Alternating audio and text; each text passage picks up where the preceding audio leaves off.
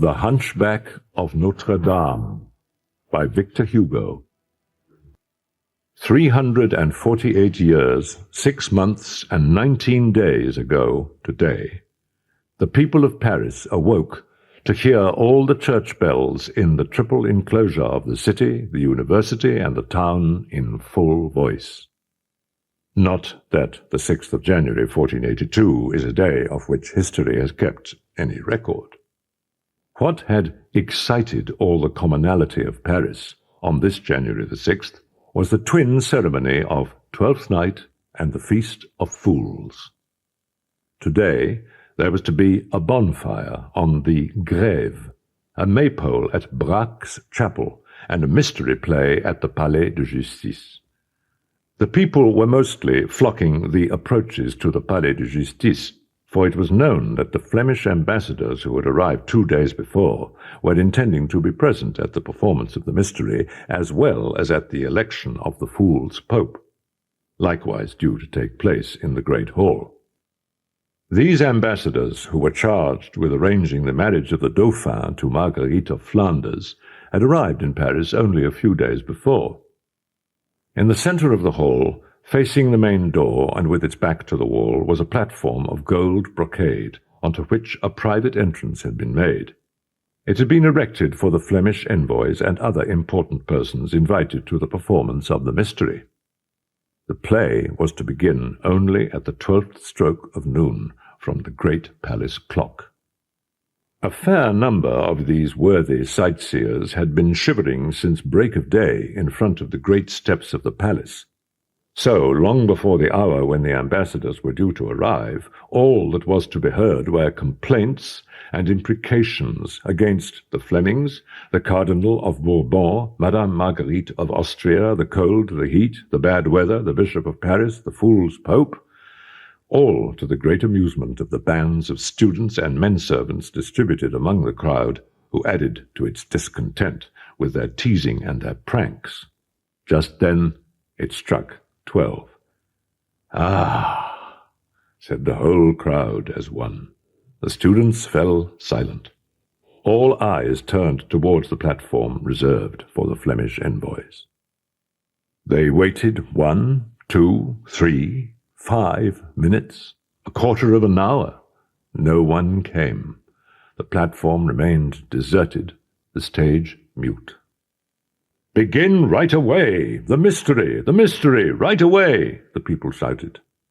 Bass and treble instruments were heard to play from inside the scaffolding, the tapestry was raised, and 4 motley characters emerged wearing make-up, mounted the steep ladder to the stage, and formed up into a line in front of the audience. The mystery was starting. There was no ear more attentive, no heart more athrob, no eye more haggard, no neck more craned anywhere in that crowd than the eye, ear, neck, and heart of the author, of the poet, good Pierre Gringoire.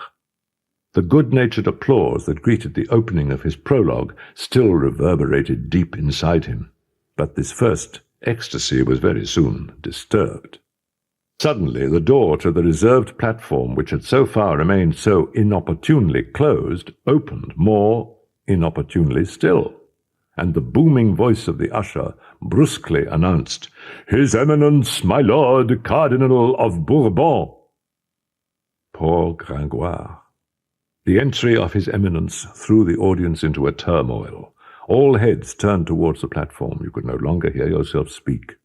The Cardinal was an exalted personage indeed, a sight of whom was every bit as good as a stage play. He made his entry, greeted the spectators with a grandee's hereditary smile for the common people, and walked slowly towards his scarlet velvet armchair, followed by the Austrian and Flemish ambassadors, including Maître Jacques Coppenole of the town of Ghent. Gringoire hoped that the remainder of his work would be heard. Silence had, in fact, been restored among the audience after a fashion, but Gringoire had not noticed that at the time when the Cardinal gave the order to continue, the platform was far from being full. Imagine an usher barking out in the middle of a play such asides as "Maître Jacques Charmolue, King's procurator in the ecclesiastical court, Gérant de Harlay, squire, keeper of the office of Chevalier of the Night Watch in the town of Paris, and so on and so forth. The play was doomed. It was as if a magic and invisible thread had suddenly drawn all eyes to the platform. Every eye remained fixed there, and the new arrivals formed a continual distraction. It was heartbreaking. Nobody was listening. Nobody stood facing the poor abandoned mystery. However, the usher's brutal monologue ceased. Everyone had arrived, and Gringoire breathed again. The actors went bravely on. And now Maître Coppenole suddenly stood up, with every eye upon him, and Gringoire heard him deliver this abominable harangue. "Burgesses of Paris, I don't know what we're doing here. If that's what you call a mystery, it's not much fun. Nothing's happened. They should have brought some wrestlers from London or Rotterdam. They should have given us a Moorish dance or some other mummery. I was promised a feast of fools with the election of the Pope. We have our own fool's Pope in Ghent. And here's how we go about it. We gather a crowd. Then everyone in turn goes and sticks his head through a hole and pulls a face at the others. The one who pulls the ugliest face and gets the most applause is elected Pope. There. At least it'll be less tedious than listening to these chatterboxes." Gringoire would have liked to reply, but rage and indignation deprived him of the power of speech. He could only let himself be swept along by the torrent. In a twinkling, Coppenole's idea was all ready to be put into effect. The face-pulling contest would be staged in the small chapel opposite the platform. It was agreed that the contestants should stick their heads through a round hole in the stonework of the pretty rose window above the door. To reach this, they merely had to clamber up on 2 barrels, roughly balanced one on top of the other. From where he sat, Coppenole was in complete command. The cardinal felt just as affronted as had Gringoire, and under cover of the upheaval, he withdrew along with his retinue. The face-pulling began. Picture to yourself a succession of faces displaying all the known geometrical shapes, one after the other, every known human expression, every age of man, every kind of animal profile. It was as if all the masks at a Venetian carnival had followed one another under your eye. In a word, a human kaleidoscope. The great hall was nothing more than a huge, fiery furnace of shamelessness and joviality. The strange faces which came one by one to gnash their teeth at the rose window were like so many brands being hurled into the brazier. As for Gringoire, he was the only spectator left at his play. It was much worse than before. He could see only backs. And soon there was a thunder of applause mingled with deafening cheers. The fool's Pope had been elected.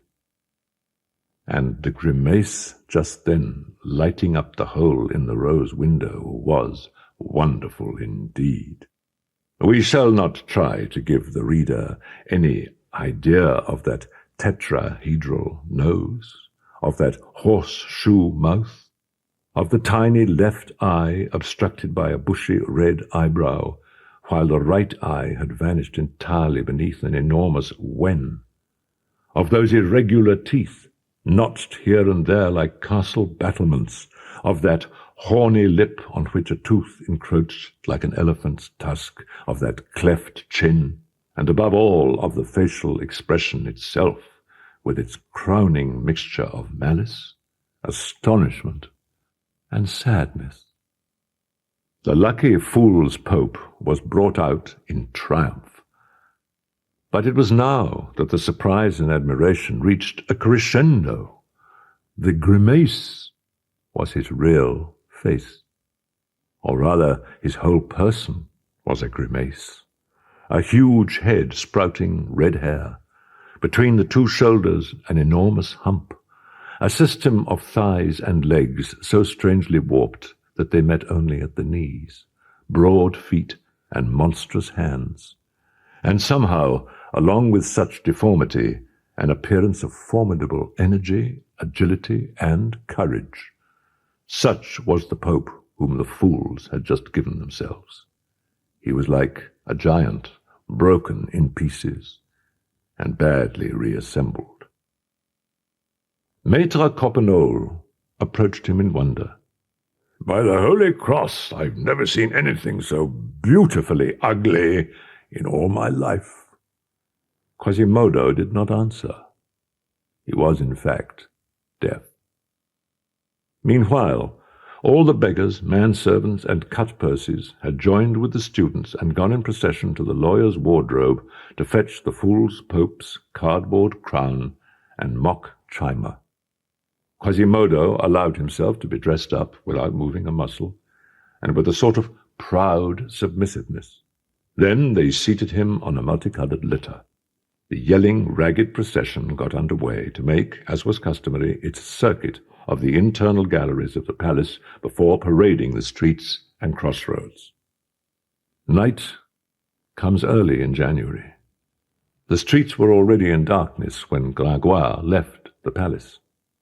By the time he reached the Place de Grève, he was frozen stiff. He hurried to be near the bonfire, blazing splendidly in the middle of the square, but it was ringed by a considerable crowd. On closer inspection he realized that the circle was much bigger than it needed to be, and that in a huge space left free between the crowd and the fire, a young girl was dancing on an old Persian carpet thrown carelessly down beneath her feet. Gringoire, skeptical philosopher and ironical poet that he was so fascinated by this dazzling vision that he could not immediately make up his mind whether the girl was human being, fairy, or angel.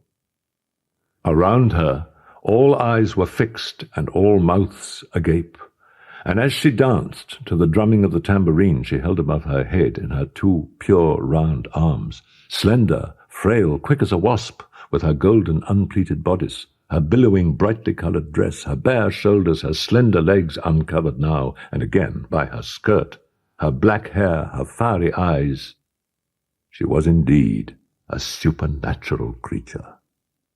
Truly, thought Gringoire, it's a salamander, a nymph, a goddess, a bacchante from Mount Menelaus. Among the innumerable faces tinged scarlet by the glow, there was one which seemed even more rapt in its contemplation of the dancer than any of the others.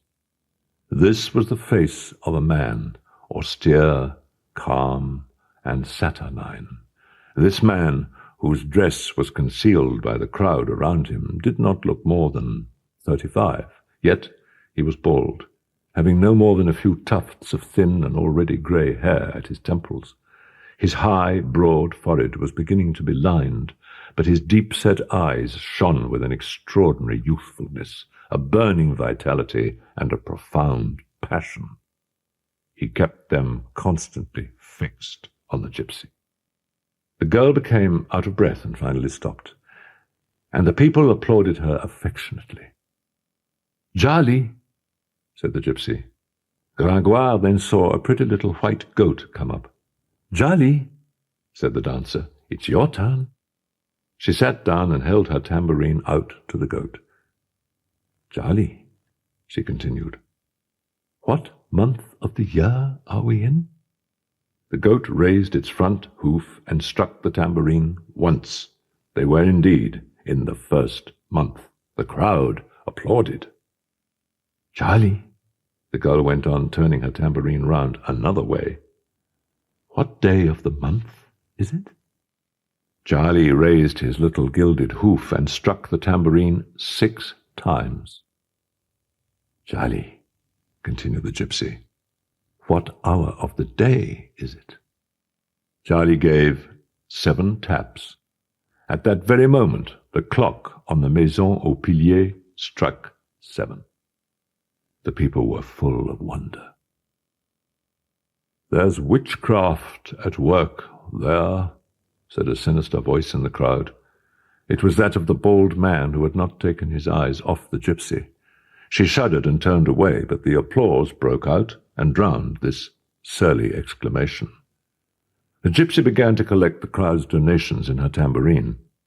Suddenly, she passed in front of Gringoire, who put his hand to his pocket so unthinkingly that she stopped. "Blast!" said the poet, finding emptiness at the bottom of his pocket. Meanwhile, the pretty girl stood there, staring at him out of her big eyes, holding out her tambourine and waiting.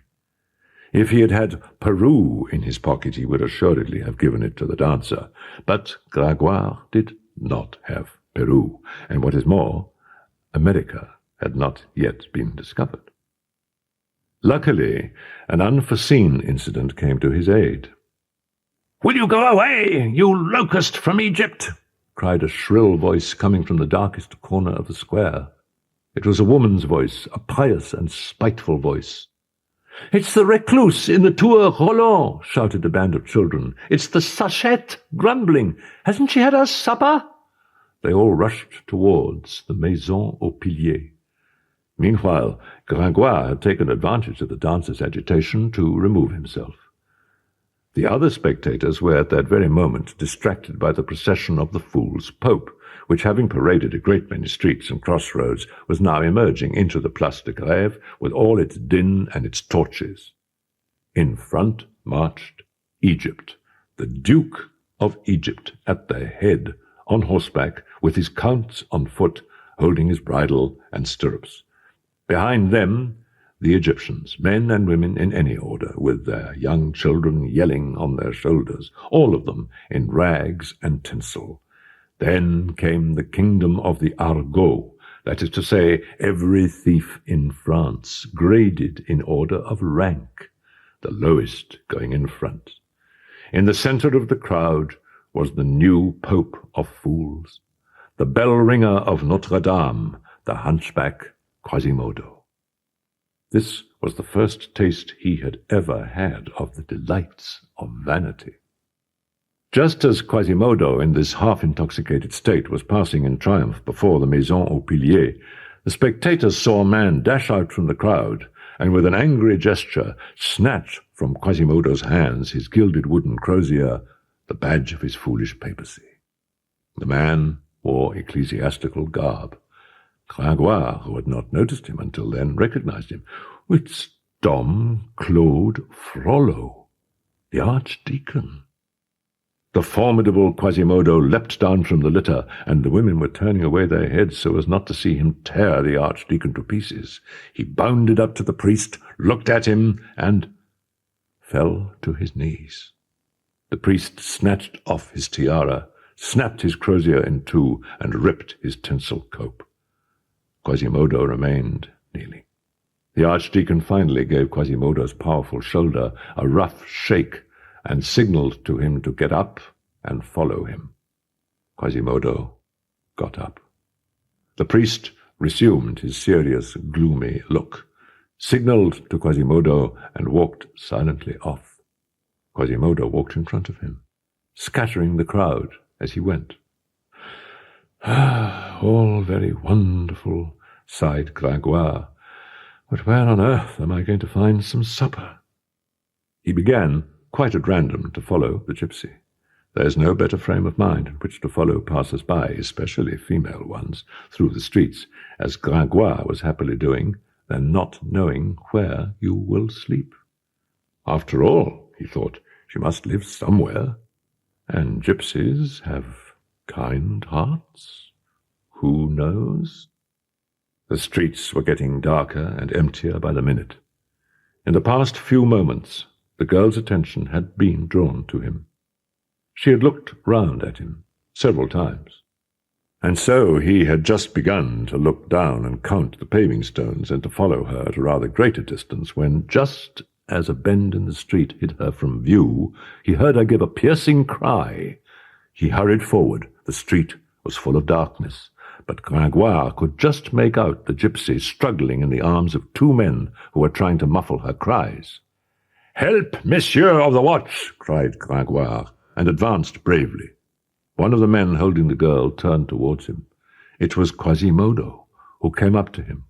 hurled him 4 yards away on the paving stones with the back of his hand, and plunged rapidly into the shadows, carrying the girl over his arm like a silk scarf.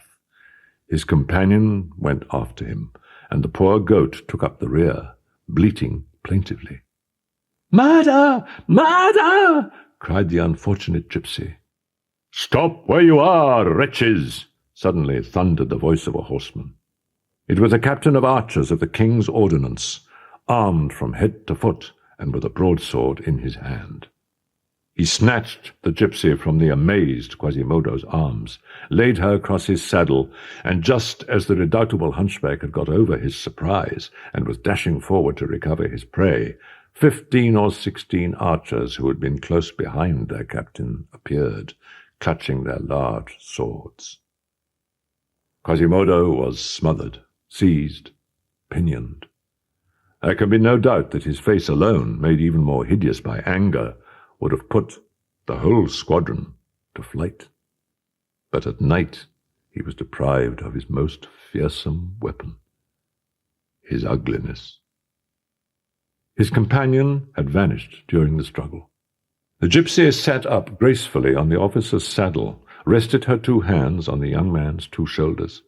She broke the silence by saying to him, softening her already soft voice, "What is your name, Monsieur le Gendarme?" "Captain Phoebus du Château-Père, at your service, my beauty," answered the officer, drawing himself up. "Thank you," she said, and slid down from his horse and ran off. After running for a time at top speed in any direction at all, as he searched for a way through and out of all those old meandering pavements of Les Halles, our poet halted and then retraced his steps, searching for his bearings with nose to the wind and ears cocked.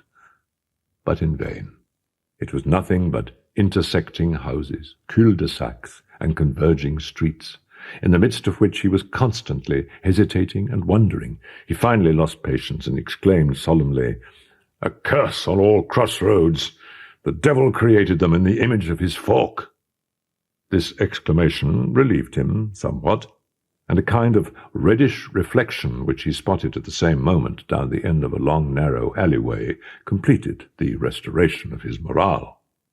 He'd only taken a few steps down the long sloping alleyway when he noticed something rather peculiar. It was not empty. Here and there, dim, shapeless figures of some kind were crawling down it, all making for the light which flickered at the end of the street. Gringoire continued forward, and had soon come up with a wretched, legless cripple hopping along on his hands, like an injured harvest spider with only 2 legs left. He pressed on. He caught up another of these travelling shapes. It was a cripple, so lame and one-armed that the complicated system of crutches and wooden legs supporting him made him look like a walking builder's scaffold. He tried to walk faster, but for the 3rd time something barred his path. This was a blind man who was rowing about him in the air with his stick as he was pulled along behind a huge dog. Pierre continued on his way, but the blind man began to lengthen his own stride at the same time, and now the cripple and the legless man came hurrying up from different directions, their begging bowls and crutches sounding loudly on the stones. Then all 3 began jostling at poor Gringoire's heels and chanting their refrains. He began to run. The blind man ran. The lame man ran. The man with no legs ran. And then, as he penetrated further down the street, the legless, the blind, and the halt came swarming around him, together with the one-armed, the one-eyed, and the lepers with their sores. It occurred to him to try and return the way he had come, but it was too late. The whole legion had closed up behind him, and his 3 beggars were holding on to him. At last he reached the end of the street. It opened out into an immense square where hundreds of scattered lights flickered in the hazy night mist. "Where am I?" said the terrified poet. "In the Court of Miracles," replied a 4th spectre who had accosted them. "Upon my soul," Gringoire went on. "I can see blind men staring and lame ones running, but where's the Saviour?"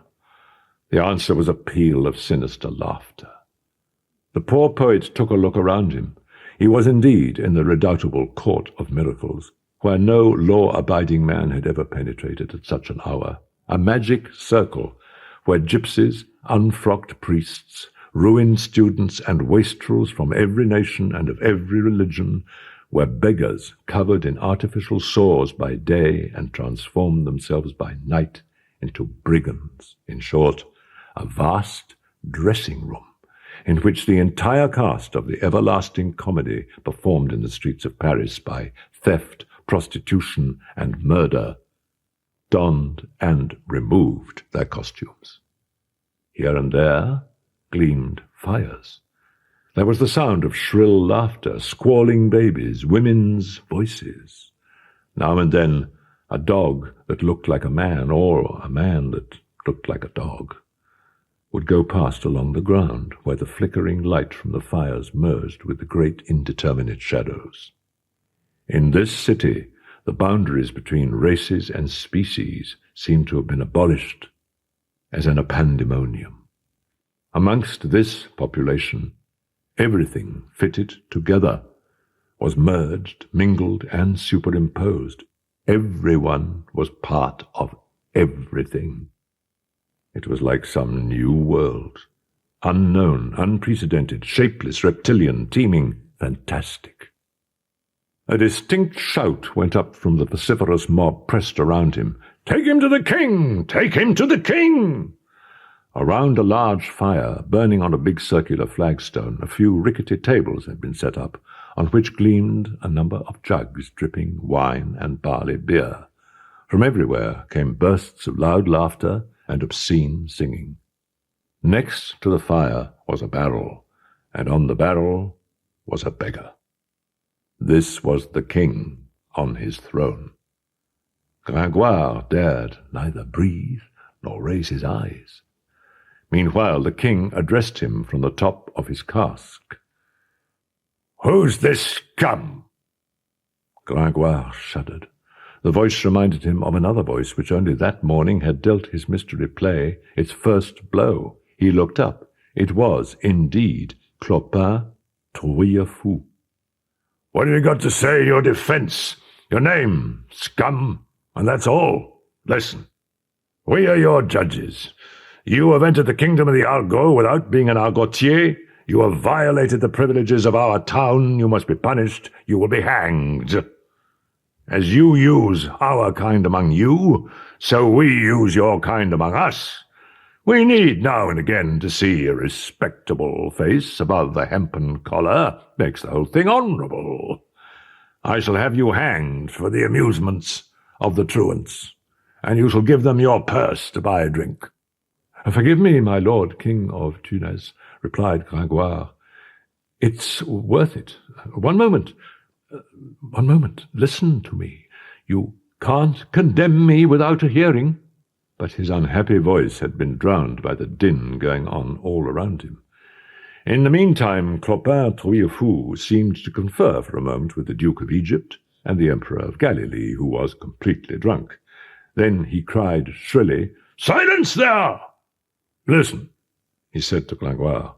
"I don't see why you shouldn't be hanged, but here's one way you can get out of it, for now. Will you be one of us?" "Oh, I will, indeed, I certainly will," he said. "You want to be a truant?" "Surely," replied the poet. "Wanting to isn't everything," said the surly Clopin. "Goodwill never put another onion in the soup. To be received into the Argot, you've got to prove you're some use, and to do that, you must search the dummy." "I'll search anything you like," said Gringoire. A dummy hung from a rope by its neck, dressed in red, and so laden down with sheep bells and tinklers you could have harnessed 30 Castilian mules with them. These hundreds of bells shivered for a time with the swinging of the rope, then gradually grew faint and were finally silent. Clopin, showing Gringoire a rickety old stool set underneath the dummy, ordered, "Up on there!" "God's death! objected Gringoire. "I shall break my neck." "Up!" repeated Clopin. "Now," the King of Tunis went on, "twist your right foot round your left leg and stand on tiptoe. Here, briefly, is what you do. You will stand on tiptoe, as I say. That way, you'll be able to reach the dummy's pocket. You will search it. You will pull out a purse from it. And if you do all that without us hearing any bells, fine. You will be a truant." "Oh, I'll take good care not to," said Gringoire. "And if I make the bells play—" "Then you'll be hanged, understand?" "Many thanks," replied the poet. Seeing there was to be no respite, he steeled himself. He twisted his right foot round his left leg, drew himself up on his left foot, and stretched out his arm. But just as he touched the dummy, he lost his balance and fell heavily to the ground, quite deafened by the fatal vibration of the countless bells, as the dummy, yielding to his hand, rotated once, and then swung majestically between the two posts. "Curse it!" he cried as he fell, and he remained face downwards on the ground, like a corpse. Meanwhile he could hear the satanic laughter of the truants, and the voice of Trouillefou saying, "Pick the rogue up, and hang him forthwith." The argotier made him climb on the stool. Clopin came up to him, passed the rope round his neck, and tapped him on the shoulder. "Farewell, friend." Another second, and it would have been all over. "1 minute," he said. "I was forgetting. It's customary not to hang a man without asking whether there's a woman who wants him." Gringoire breathed again. "Ho there!" cried Clopin, once more up on his cask. "Ho there, women, females, come and see! A man! For nothing! Who will have him?" Because of the wretched state he was in, Gringoire was doubtless not very inviting. The truant women showed scant interest in the proposal. The luckless man heard them answer, "No, no, hang him, then we shall all enjoy him." At that moment, a cry went up among the argotiers. "La Esmeralda! La Esmeralda!" Gringoire shuddered and turned to where the shouting was coming from. The crowd parted to allow through a pure and dazzling figure. It was the gypsy girl. She stepped lightly up to the victim. "Are you going to hang this man?" she said solemnly to Clopin. "Yes, sister," answered the King of Tunis, "unless you take him for your husband."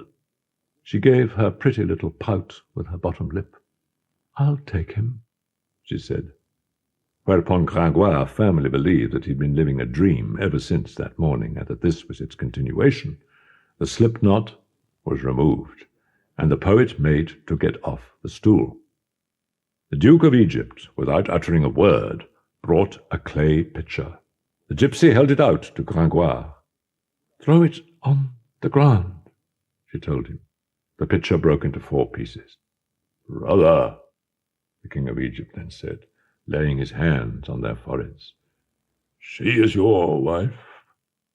Sister, he is your husband. For 4 years.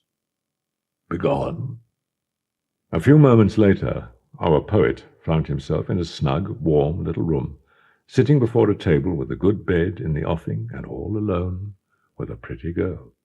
The girl seemed to be paying him no attention. She came and went, she moved a stool, she talked to her goat, now and again she pouted. Finally she came and sat by the table, and Gringoire could study her in comfort. "She saved my life this evening, my guardian angel. A pretty woman who must be madly in love with me to have taken me the way she did. I don't really know how it came about, but I am her husband." With this idea in his head and his eyes, he approached the girl in so amorous and soldierly a fashion that she recoiled. "What do you want with me?" she said. "Well," Gringoire went on, becoming more and more ardent, "am I not yours, my sweet? Are you not mine?" And, all innocence, he took her by the waist. With one bound she was at the far end of the room, where she bent down, then straightened up again with a small dagger in her hand, before Gringoire had even had time to see where the dagger came from. At the same time, the little white goat set itself in front of her and showed Gringoire its battle front, bristling with two pretty gilded and very pointed horns. His bewildered gaze went from the goat to the girl, and back again. The gypsy it was who broke the silence. "You must be asking for trouble." "Forgive me, mademoiselle," said Gringoire, smiling. "But why did you take me for a husband?" "Should I have let them hang you?" "So," the poet went on, somewhat disappointed in his amorous expectations, "your only thought when you married me was to save me from the gibbet?" "What other thought do you expect me to have had?" "Come," he said, "I'm not as victorious yet as I thought. But what was the point of breaking that wretched picture, then?" "Let's make a pact. I swear to you, on my share of paradise, that I won't come near you without your leave and permission. But give me some supper." The gypsy did not answer. She gave her contemptuous little pout, lifted her head like a bird, and then burst out laughing. A moment later, a loaf of rye bread, a slice of bacon, a few wrinkled apples, and a jug of barley beer were on the table. Gringoire set to with a will. The girl sat in front of him in silence, watching him eat, obviously preoccupied by some other thought, at which she smiled now and again. Having appeased the first bleatings of his stomach, Gringoire risked a delicate question. "So you don't want me for a husband?" The girl eyed him hard and said, "No." "For your lover?" Gringoire went on. She pouted and answered, "No." "For your friend?" Gringoire persevered. Again she eyed him hard, and after a moment's thought she said, "Perhaps." "Do you know what friendship is?" he asked. "Yes," answered the gypsy. "It's being brother and sister, two souls which touch without merging, two fingers on one hand." "And love?" Gringoire continued. "Oh, love," she said, and her voice trembled and her eyes shone. "That's being two and only one, a man and a woman who merge into an angel. That is heaven." "Phoebus," she said in an undertone. Then turning to the poet, "What does Phoebus mean?" Gringoire was nothing loath to show off his erudition. "It's a Latin word meaning sun." "Sun," she went on. "It was the name of a very handsome archer who was a god," added Gringoire. "God," the gypsy echoed, and there was something both thoughtful and passionate in her tone. At that moment, one of her bracelets came undone and fell off. Gringoire quickly bent down to pick it up. When he stood up again, the girl and the goat had vanished. He heard the sound of a bolt. A small door, which no doubt led to a neighboring room, had been fastened on the outside.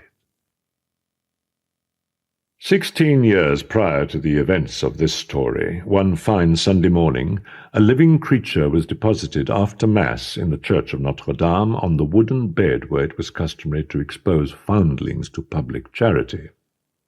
In front of the wooden bed was a copper bowl for alms. The creature seemed to be exciting the liveliest curiosity amongst the quite large group that collected round the wooden bed. They were nearly all old women. "It's not a child, Agnès." "It's a monkey gone wrong," remarked Gaucher. "It's a miracle," put in Henriette la Gautière. "His squalling would deafen a cantor," Gaucher continued. "I imagine it's a wild beast," said Agnès.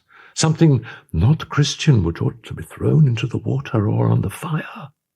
It was a very angular, very restless, small lump, imprisoned in a canvas sack with its head protruding. This head was more than a little deformed. All you could see was a forest of red hair, one eye, a mouth, and some teeth. "It's my opinion," exclaimed Jehan de la Tarme, "that it would be better for the villains of Paris if this little magician were lying on a faggot rather than on a plank of wood." For the past few moments, a young priest had been listening to the women's arguments. He brushed through the crowd in silence, examined the little magician, then stretched out his hand over him. "I adopt this child," said the priest. He took him into his cassock and carried him off. Once the initial shock had passed, Jeanne de la Tarme whispered into la Gaultiere's ear, "Didn't I tell you, sister, that young clerk, Monsieur Claude Frollo, was a sorcerer?" Now, by 1482, Quasimodo was grown up. For several years past he'd been bell-ringer at Notre-Dame, thanks to his adopted father, Claude Frollo, who had himself become archdeacon. Forever cut off from the world by the double fatality of his unknown birth and his bodily deformity, the poor devil had grown used to seeing nothing of the world outside the religious walls that had gathered him into their shadow. As he grew bigger and developed, Notre-Dame had been for him, in turn, egg, nest, house, homeland, and universe. And there was, for a fact, a sort of mysterious pre-existing harmony between the creature and the building. When he was still quite small, hauling himself crookedly and jerkily along beneath the gloom of the vaults, he looked, with his human face and his animal's limbs, like the native reptile of these damp and sombre flagstones, where the shadows of the Romanesque capitals cast so many strange shapes. Little by little, developing always in harmony with the cathedral, living in it, sleeping in it, hardly ever leaving it, subject day in and day out to its mysterious pressure, he came to resemble it, to be encrusted on it, as it were, to form an integral part of it. One might almost say that he had taken on its shape, just as the snail takes on the shape of its shell. So deep was the instinctive sympathy between the old church and himself that he somehow adhered to it like the tortoise to its shell. The gnarled cathedral was his carapace. It had no depths to which he had not penetrated, no heights he had not scaled. By dint of leaping, climbing, and disporting himself amidst the chasms of the gigantic cathedral, he had turned more or less into a monkey and a mountain goat. But a fatality dogged the poor foundling.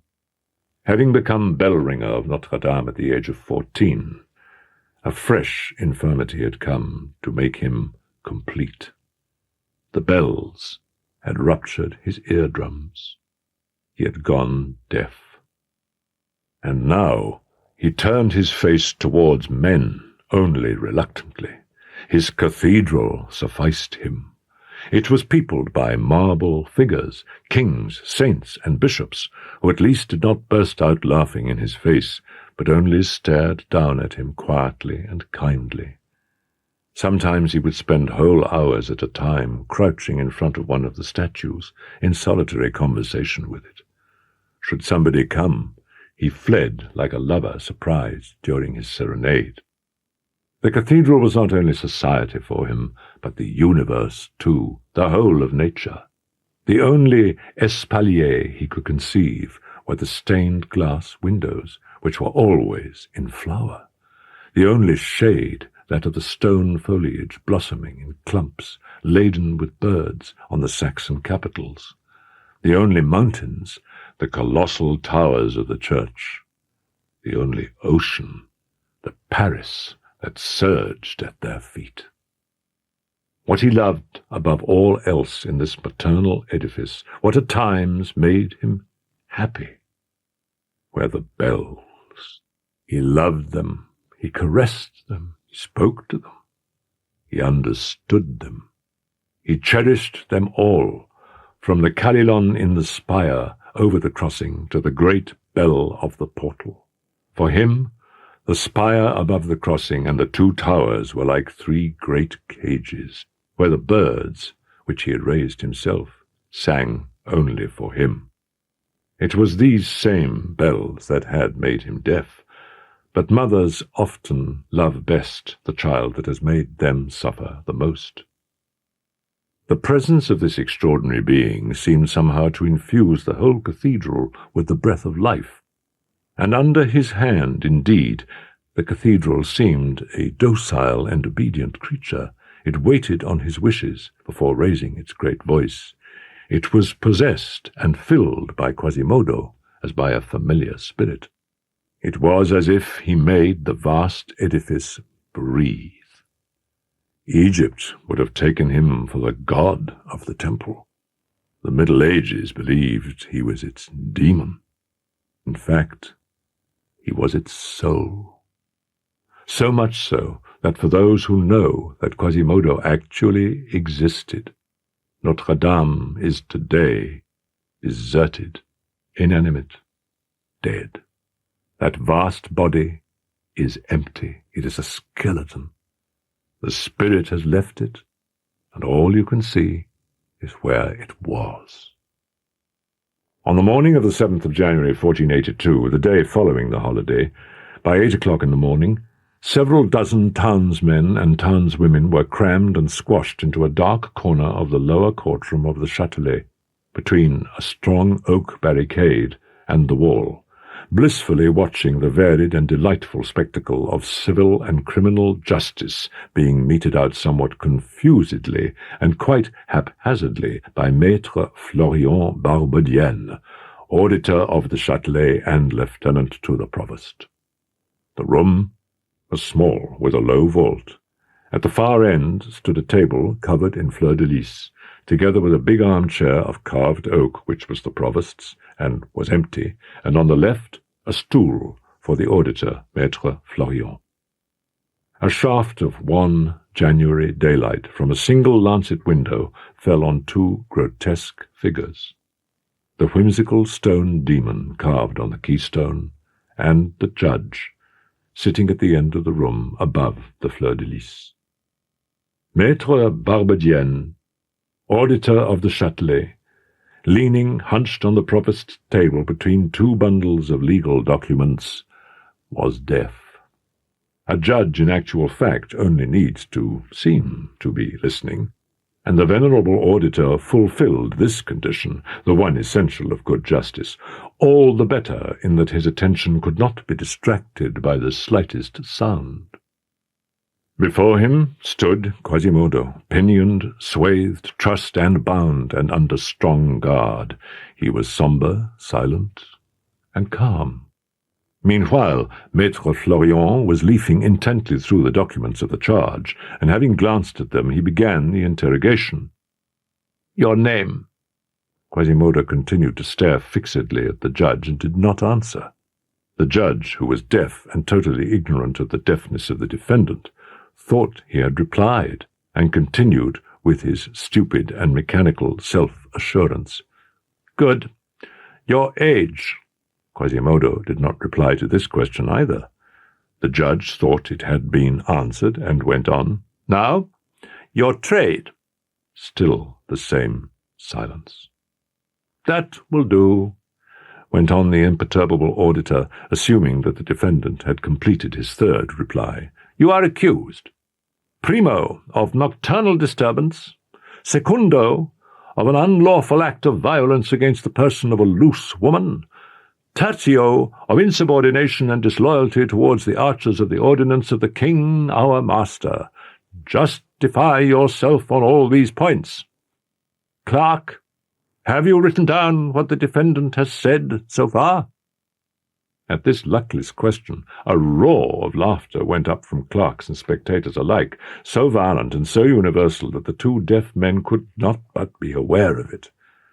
Quasimodo turned round with a scornful shrug of his hump back, while Maître Florian, equally amazed, and supposing the laughter to have been provoked by some irreverent rejoinder from the prisoner, made visible for him by that shrug of the shoulders, apostrophized him indignantly. "The answer you have just given, you scoundrel, deserves a noose. Do you know to whom you are speaking?" Which outburst was not calculated to stay the general explosion of merriment. Quasimodo alone remained unsmiling, for the good reason that he understood nothing of what was going on around him. The judge was getting more and more irate, when the low door at the back suddenly opened to admit the provost himself. Maître Florian did not break off when the provost entered, but swung half round on his heel and abruptly aimed the harangue with which a moment before he had been blasting Quasimodo at him instead.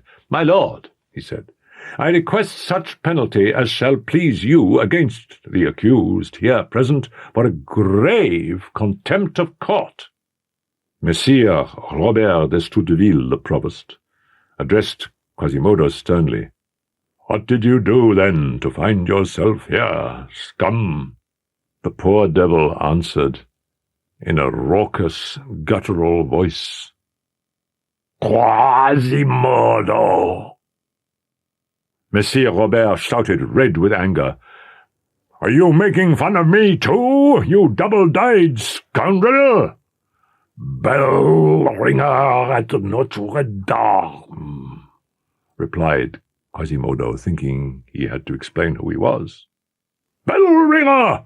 I'll have them play a carillon on your back with horsewhips round the crossroads of Paris. Do you understand, scum? If it's my age you want to know, I think I shall be 20 at Martinmas," said Quasimodo. This was too much to bear. The provost could not contain himself. "Sergeant, you will take this scoundrel to the pillory on the grave. You will beat him and turn him for 1 hour." The clerk felt moved by pity for the poor wretch who had been condemned, and came as close as he could to the ear of the judge, and said, pointing to Quasimodo, "The man is deaf." Maître Florian was so hard of hearing that he didn't hear a single word of what the clerk was saying to him. However, he wanted to appear to have heard, and he answered, That's different. I didn't know that. In that case, 1 hour extra in the pillory." And he signed the sentence so modified. At the time of which we are writing, the cell of the Tour Roland was occupied. If the reader wishes to know by whom, he need only listen to the conversation of 3 worthy gossips who, just as we fixed his attention on the rat-hole, were walking in that self-same direction, coming up river from the Châtelet towards the grave. "We must hurry, Demoiselle Maillette," said the youngest of the 3. "I'm very much afraid we shall get there too late. They told us at the Châtelet they were going to take him to the pillory straight away." Maillette suddenly let out a cry. "Look at those people who've collected there at the end of the bridge. There's something in the middle of them they're looking at."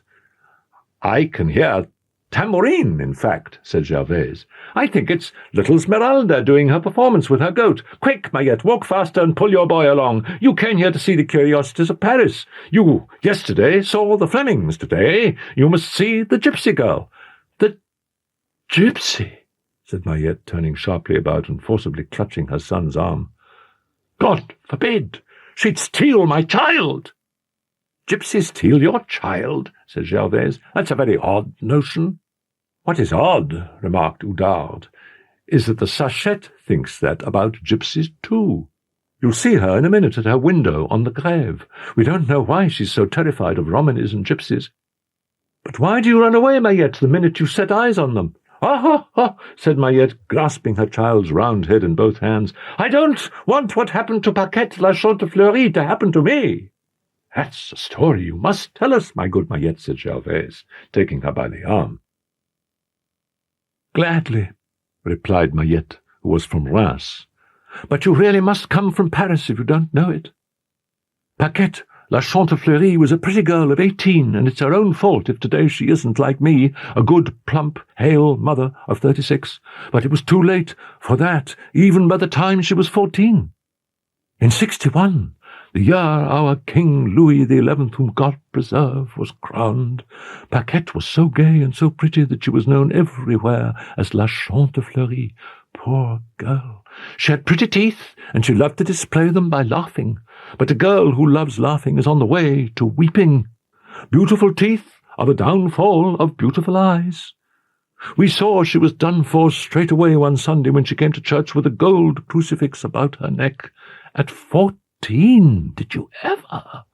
First, it was the young Viscount of Cormontreuil, then Messire Henri de Triancourt, the king's master of horse, and soon poor Chantefleury became common property." "That's not such an unusual story," said Gervaise, "and I don't see any gypsies or children in it." "Patience," resumed Mayette. "You are about to see a child. 16 years ago this month, Paquette gave birth to a little girl. I can't tell you how happy she was. She was all over it, crying and fondling and kissing it. She nursed the child herself, made baby clothes for it out of her blanket, the only one she had left on her bed, and no longer felt cold or hungry. Her looks returned. She went back to her debauchery. Chantefleury had visitors once again. She found new purchasers for her wares, and out of such horrors she made layettes, bonnets and bibs, lace vests and little satin hoods, and never even thought of buying herself another blanket. In fact, little Agnes had a pair of shoes the like of which King Louis XI certainly never had. Her mother sewed and embroidered them for her herself. They really were the daintiest pink shoes you ever set eyes on. Moreover, it wasn't only Paquette's baby's feet that were pretty. I saw her when she was only 4 months. She was an angel. She'd have been a dark-haired beauty by 16. Her mother became more and more besotted with her every day. One day, some very strange sorts of horsemen arrived in Reims. They were beggars and truants who were riding through the district, led by their duke and their counts. They had swarthy skins, very curly hair, and silver rings in their ears. They looked in your hand and told you marvellous prophecies, but nasty stories went around about them, stealing children, cutting purses, and eating human flesh. The fact is, they said things to amaze a cardinal. Mothers showed their children off in triumph after the gypsies had read in their hands all sorts of miracles written in pagan and Turkish. Poor Chantefleury wanted to find out whether her pretty little Agnes might not one day be Empress of Armenia or somewhere, so she took her to the gypsies. And how the gypsies admired the child, fondling it, kissing it. They made a special fuss of its pretty feet and shoes. She was very frightened by the gypsies and cried, but her mother kissed her all the harder and went away overjoyed by what the soothsayers foretold for Agnes. She was to be a beauty, a virtue, a queen. The next day, when the child was asleep on her bed, she took the opportunity to leave the door quietly ajar and ran to tell a neighbour that the day would come when her daughter Agnes would be waited on at table by the King of England and the Archduke of Ethiopia and 100 other surprises. When she returned, she found the door wider open than she had left it, and ran to the bed. The baby was no longer there. All that remained was one of its pretty little shoes. She dashed from the room and threw herself down the stairs and started banging her head against the wall, shouting, my baby, who's got my baby, who's taken my baby?" The street was deserted, the house isolated. No one could tell her anything. She went through the town all day long like a wild animal that has lost its young. She stopped passers-by and shouted, my daughter, my pretty little daughter! Whoever returns my daughter to me, I will be their servant, their dog servant, and he can eat my heart if he wants." It was heart-rending. That evening she returned home. While she was out, a neighbour had seen 2 gypsy women go upstairs on the sly with a package in their arms, then come down again after closing the door and hurry off. The mother flew up the stairs, but in place of her sweet little Agnes, a sort of hideous little monster, lame, one-eyed and misshapen, was dragging itself across the floor, squealing. It was the monstrous child of some gypsy who had given herself to the devil. La Chantefleury hurled herself on the little shoe, all that was left to her of all that she had loved. She remained there so long, without moving or speaking or breathing, that they thought she was dead. The following day, 2 leagues from Reims, they found the remains of a big fire, a few ribbons belonging to Paquette's baby, some drops of blood, and some goat's droppings. When La Chantefleury learned these terrible things, she did not cry. She moved her lips as if to speak, but she couldn't. The next day, her hair was grey. The day after that, she vanished. "What about the monster?" asked Gervaise. The Archbishop took an interest in the gypsy child and sent it to Paris to be exposed on the wooden bed at Notre-Dame as a foundling. As they talked, the 3 worthy bourgeois had reached the Place Grève and were making automatically for the pillory around which the crowd was constantly growing. "Oh, by the way," Mayette exclaimed, "we're forgetting the recluse." The three women retraced their steps, and when they had nearly reached the house of the Tour Roland, Oudard said to the other two, "We mustn't all three of us look into the cell at once, in case we frighten the sachette. I'll tell you when you can come." She went to the window on her own. A moment later she put a finger to her lips and beckoned Mayette to come and look. In one corner of the cell, on the bare flagstones that formed the floor, sat, or rather squatted, a woman clad in brown sacking, and with her long grey hair falling forward over her face. A gaunt and severe profile could just be discerned beneath the hair. It was as if she had been turned to stone like the cell, to ice like the season. Her hands were clasped, her eyes fixed. At first glance, you would have taken her for a spectre, at second, for a statue. Mayette was examining that haggard, wizened, and dishevelled head, and her eyes filled with tears. "What is the woman's name?" she asked Oudard. Oudard answered, "We call her Sister Gudule." "I call her Paquette la Chantefleurie," Mayette replied. Oudard looked, and in the corner on which the recluse's eye was fixed in gloomy ecstasy she saw a tiny pink satin shoe, embroidered with lots of gold and silver spangles. The populace was well trained when it came to waiting for public punishments, and amused itself by gazing at the pillory. A very steep flight of steps of unhewn stone led to the platform on top, on which could be seen a horizontal wheel of plain oak. To this the victim was tied, kneeling down and with his hands behind his back. A wooden shaft, worked from a capstan hidden inside the little building, made the wheel rotate, presenting the prisoner's face to all four corners of the square in turn. This was known as turning a criminal. The victim finally arrived, lashed to the tailgate of a wagon, and once he had been hoisted onto the platform, a prodigious hooting broke out in the square, mingled with laughter and applause. They had recognized Quasimodo. He was being pilloried on the self-same square where the day before he had been saluted, acclaimed Pope and Prince of Fools. He was made to kneel on the circular plank, was stripped of his shirt and doublet down to the waist, enmeshed in a fresh system of straps and hooks. A great laugh went up from the crowd when Quasimodo's hump, his camel's chest, and his horny, hairy shoulders were exposed to view.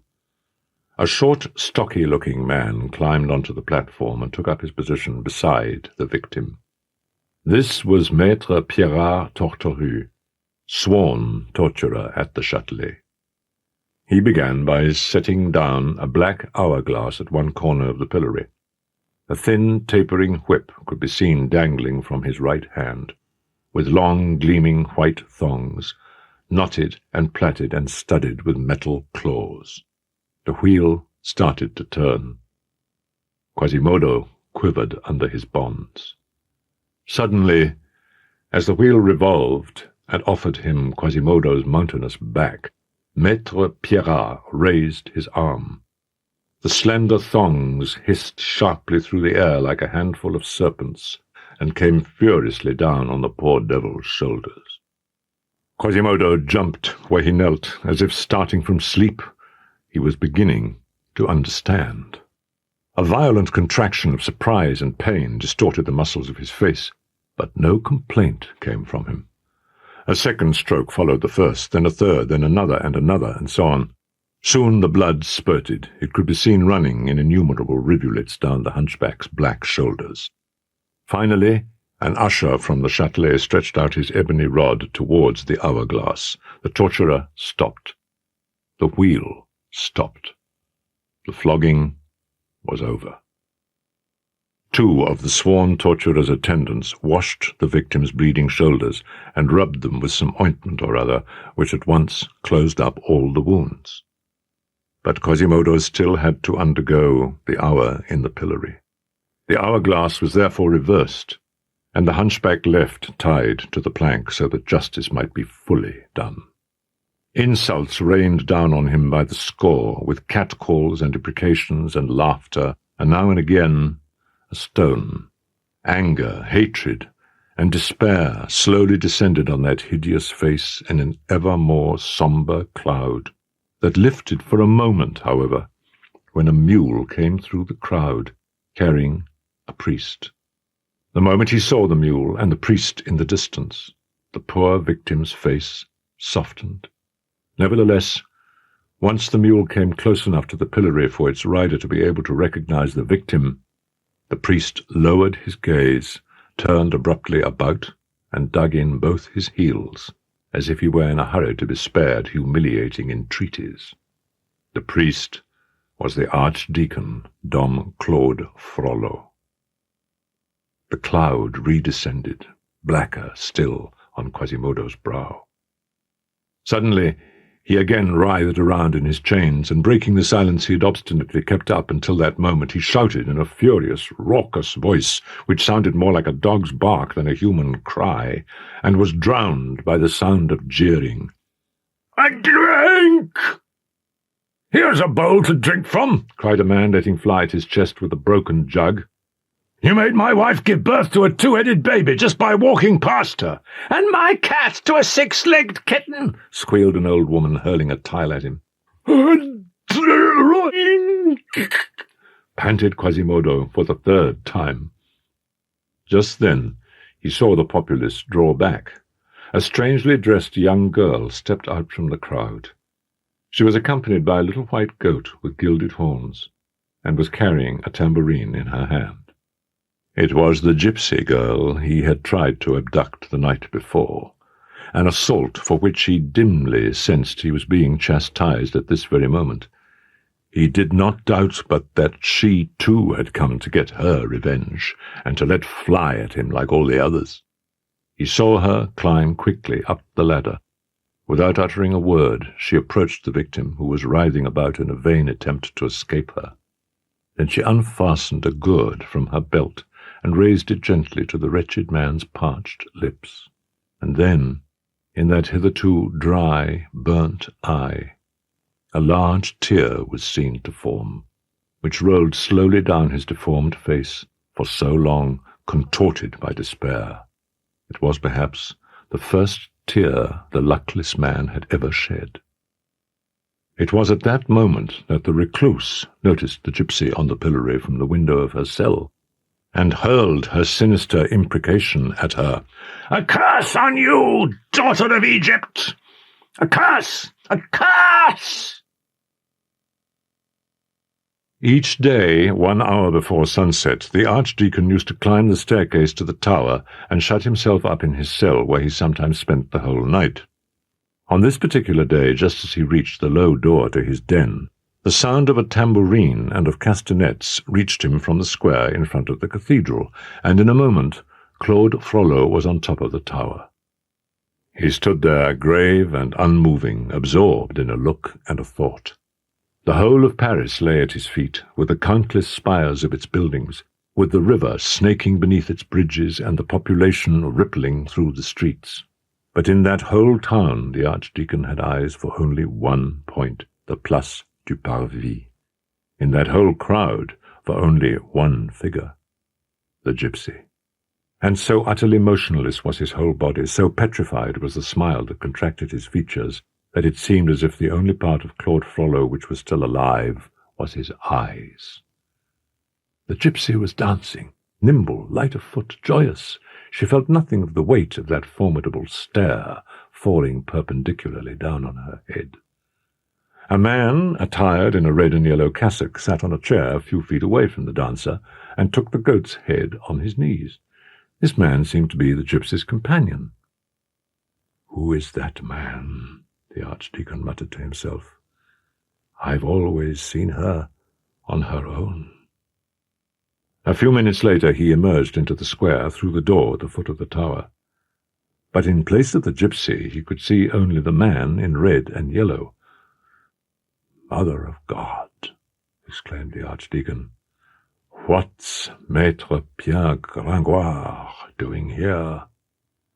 And he signalled Gringoire to follow him into the cathedral, which was already in gloom and deserted. After they had walked a few paces, Dom Claude leant against a pillar and fixed Gringoire with his eye. "Come here, Maître Pierre. You must explain many things to me. How comes it that you are now the companion of the dancer from Egypt?" "Good gracious," said Gringoire. "Fact is, she's my wife, and I'm her husband." The priest's sinister eye kindled. "Can you have done that, you wretch?"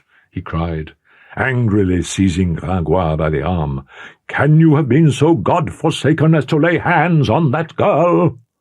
"Oh, I swear to you on my share of paradise, my lord," replied Gringoire, trembling in every limb, "that I have never touched her, if that's what's worrying you." "Why do you talk about husband and wife, then?" said the priest.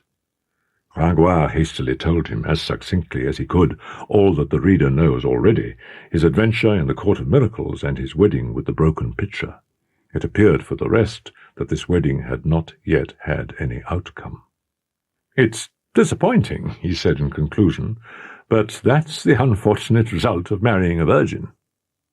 "What do you mean?" asked the Archdeacon.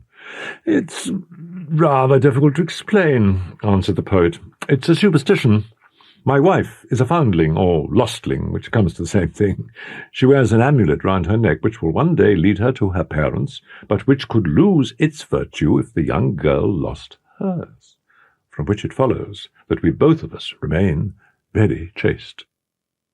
"So," Dom Claude went on, the clouds lifting more and more from his brow, "you don't think, Maître Pierre, that any man has ever approached this creature?" "Oh, what do you expect a man to do against a superstition, Dom Claude? She's taken it into her head." La Esmeralda was, in Gringoire's judgment, an inoffensive and charming creature, and pretty, apart from a peculiar way she had of pouting, an innocent and passionate girl, ignorant of everything and enthusiastic about everything. In any case, in his soul and conscience, he was not at all sure he was madly in love with the gypsy. He was almost equally fond of the goat. It was a charming animal, gentle, intelligent, and witty, a performing goat. Such performing animals were common enough. They were objects of great wonder and often led their mentors to the stake. The sorcery of the goat with the gilded hooves, however, was a quite innocent mischief. It had been trained by the gypsy, who had so rare a gift for such delicate tasks that in 2 months she had taught the goat to write the word Phoebus with movable letters. "Phoebus?" said the priest. "Why Phoebus?" "I don't know," answered Gringoire. "It may be a word she thinks is endowed with some magic and secret virtue. She often repeats it under her breath when she thinks she's alone." "Are you sure it is only a word, and not a name?" Claude went on with his penetrating stare. "Whose name?" said the poet.